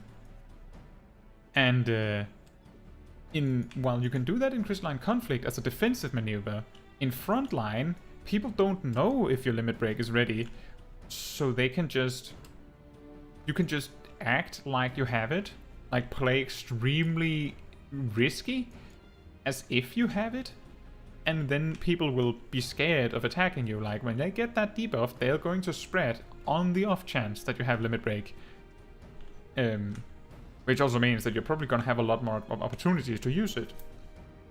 Noel says, what is battle high? So, I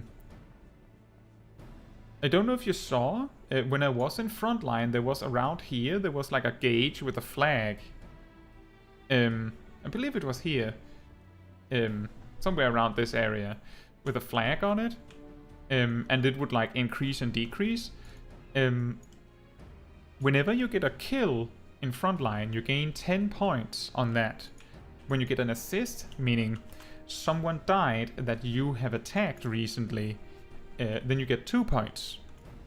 For every 20 points on that bar, you get 1 stage of battle high, which increases your damage and healing by 10%. So it means 10, 20, 30, 40, 50%. It caps at 100. You can also see as a buff somewhere on you, like a badge that changes, I believe, from blue to green to like yellow, orange, and then red, like red and white. And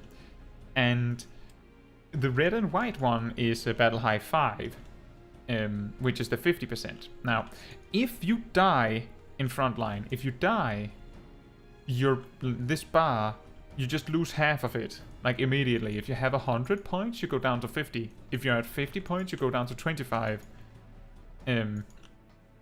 Which is why, when I was talking about a team farming another team, basically it means that they had several people with, you know, battle high 4, 3, or 5. And the only way to deal with that is to kill the people with a high battle high, to like knock them down again. And if you are at battle high 5, you lose 5 kills worth of points, so it takes a long time to recover that.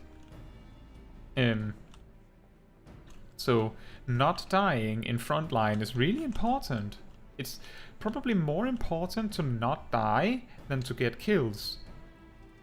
Because whenever you die, you also give points to the team that killed you. Or the team that got the last hit on you. I think it's like somewhere between 5 and 12 points or something like that. Maybe 5 and 10. But that's, as I mentioned earlier, that's the reason why when you see like the point system in Frontlines, like the points go up and down. And sometimes your team even collects points even though you don't have any, any capture points that should give you points. That's just because you get points from kills. So if you ever hear someone say that you shouldn't just be fighting the enemy because it's pointless, it's not pointless. It's pointless if you die, and it's pointless if you're not getting any kills. But if you're getting kills, you are helping your team. Both because you're stealing points from that enemy, both in terms of scoreboard points, but you're also making whoever you killed have less battle high and you have more. And you can of course pretty much assume that some jobs are a lot more helpful with a high battle high than others. I would say DPS are probably the most helpful with a high battle high, while something like a Paladin isn't that helpful. My attacks that are very slow when it comes to it, doing 12,000 instead of 8,000 isn't going to make a big difference, but the ninja being able to burst someone for 24,000 instead of 16, now we're getting somewhere. Suddenly they're able to burst someone so fast that they might be able to limit break out of nowhere, where they couldn't before.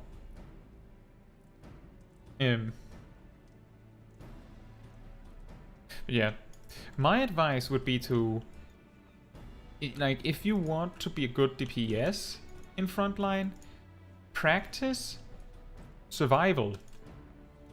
The first priority is that you need to survive. You need to get as few deaths as you can in Frontline. Then look into how high you can get your battle high. And also support your team, like you have to play the objectives. If you want to get good at Frontline, that's what I think would be what you need to do. And when you have learned enough that you're playing really well, then it's time to figure out having such a big overview of the match that you can do the shot calling. Because from what I've heard, teams that have a good leader that is making the calls tend to win a lot more. Like, we're talking people recognizing individuals in Frontline and noticing that whenever that person is on their team calling the shots, they win. Like, almost every time. Things like that. But you first need to get good at Frontline.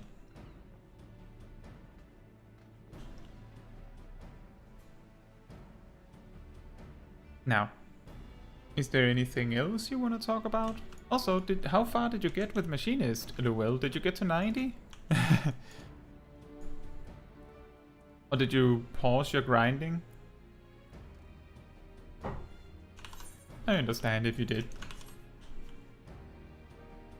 87.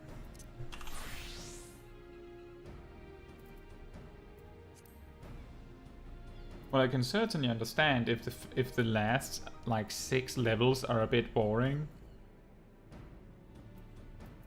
Like, you don't get anything particularly exciting before level 90.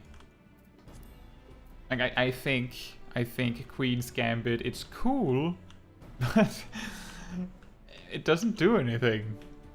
Did you notice? Did you notice that you got Queen's Gambit?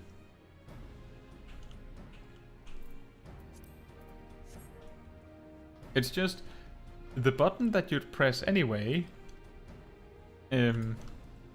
does more damage. Well, it says, nah, it's fine. I enjoy running the dungeon Crystalline Conflict. It's one of my favorites. It's really nice. I actually, when I did leveling roulette the other day, because I was, well, yesterday, because I was farming astronomy to finally get one of the new relic weapons, I ended up in Crystalline Hyperborea. It's really nice.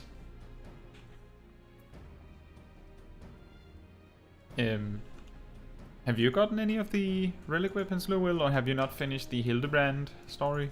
Can't remember if it was you that said you were still working on it. You haven't finished it. Alright.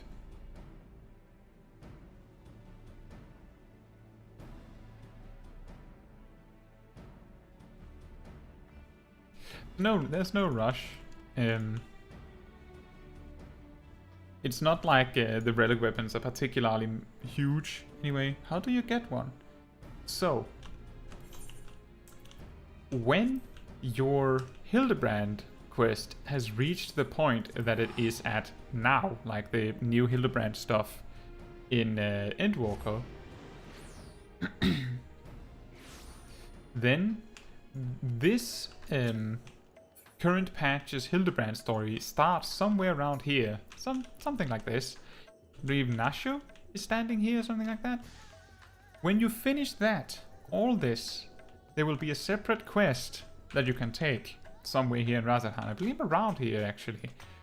And when you've taken that, this NPC will appear, who sells these Mandarium meteorites. You need 3 of them to make a relic weapon. And you just buy 3 of them with the 1500 astronomy that you obviously have, because astronomy practically grows on trees, right? Right? It doesn't take you hours to farm, right? And then when you have 3, you just hand them in out here. And then you get a relic weapon like this.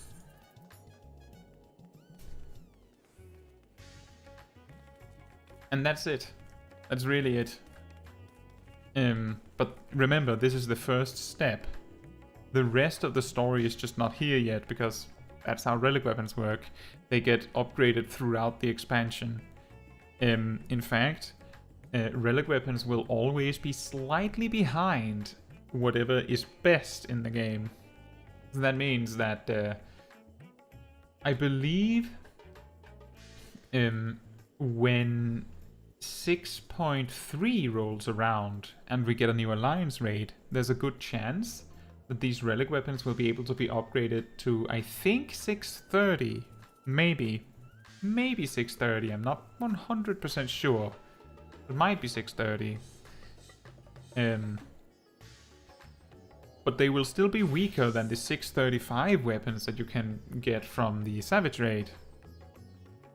And then when the next Savage Raid, or the next raid tier comes out, they will presumably eventually be upgradable to 645, which will, at that point, be like 20 item levels behind whatever's best at that time. And the weapons won't reach the highest item level weapons in the game until like a major patch after the final raid tier. So that means the next raid tier is probably coming in 6.4.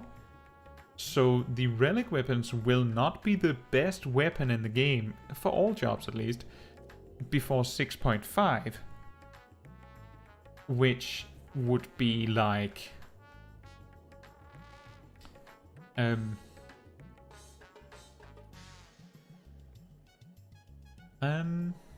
let's see, I think we're gonna see 6.3 in December, and 6.4 will be in April. So like 10 months from now, the relic weapons will be the best weapons in the game, assuming that you've upgraded them all the way through the storyline. Which is why I'm saying that it's not that crucial to get the relic weapons. They're intended to be an optional catch-up system. That's it. That's it.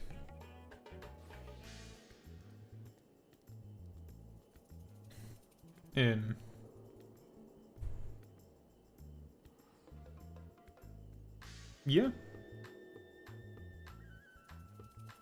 But it is very easy to get them once you've done the work to unlock it. But that's just because it's the first one. And also, in case you're curious, it costs 1500 astronomy per weapon.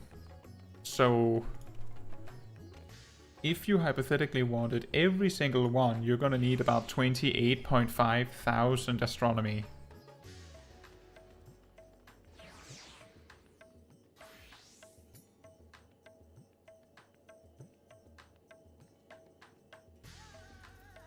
Right. Now, are there any other questions? And also, did that answer the... was that all the information you needed, Lou?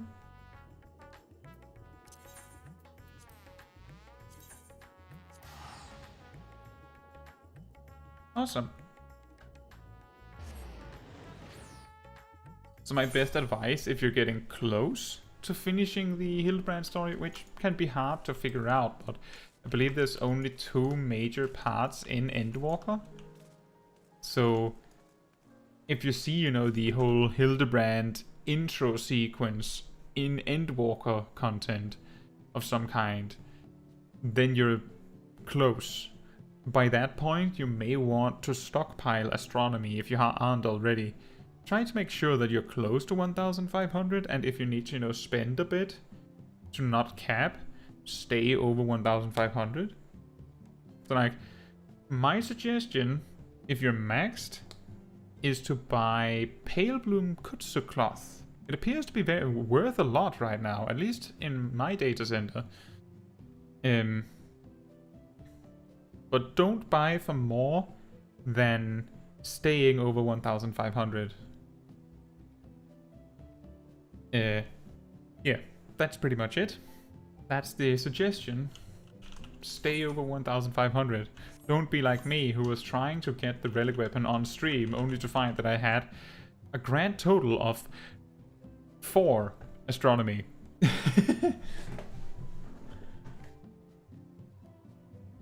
I spent hours yesterday on farming astronomy to be able to get one.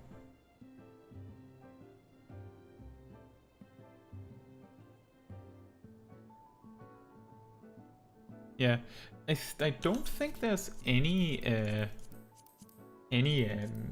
roulettes or content you can do where you get over 500 astronomy in a single drop.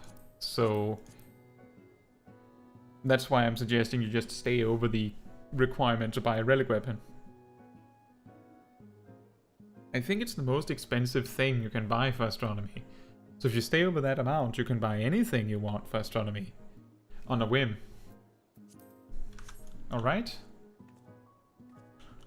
That's the talk about relic weapons.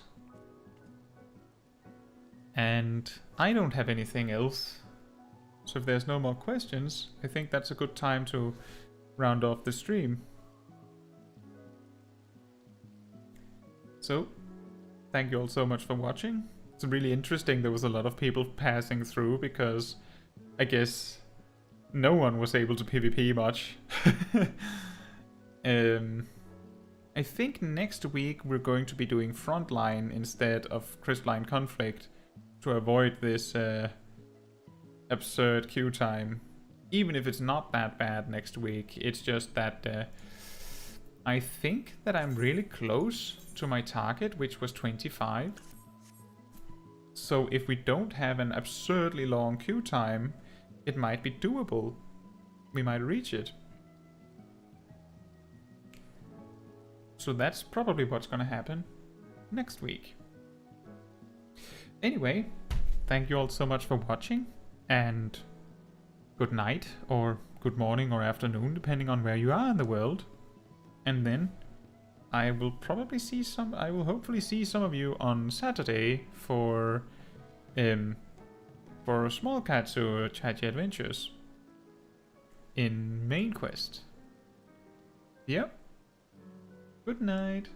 See you very soon.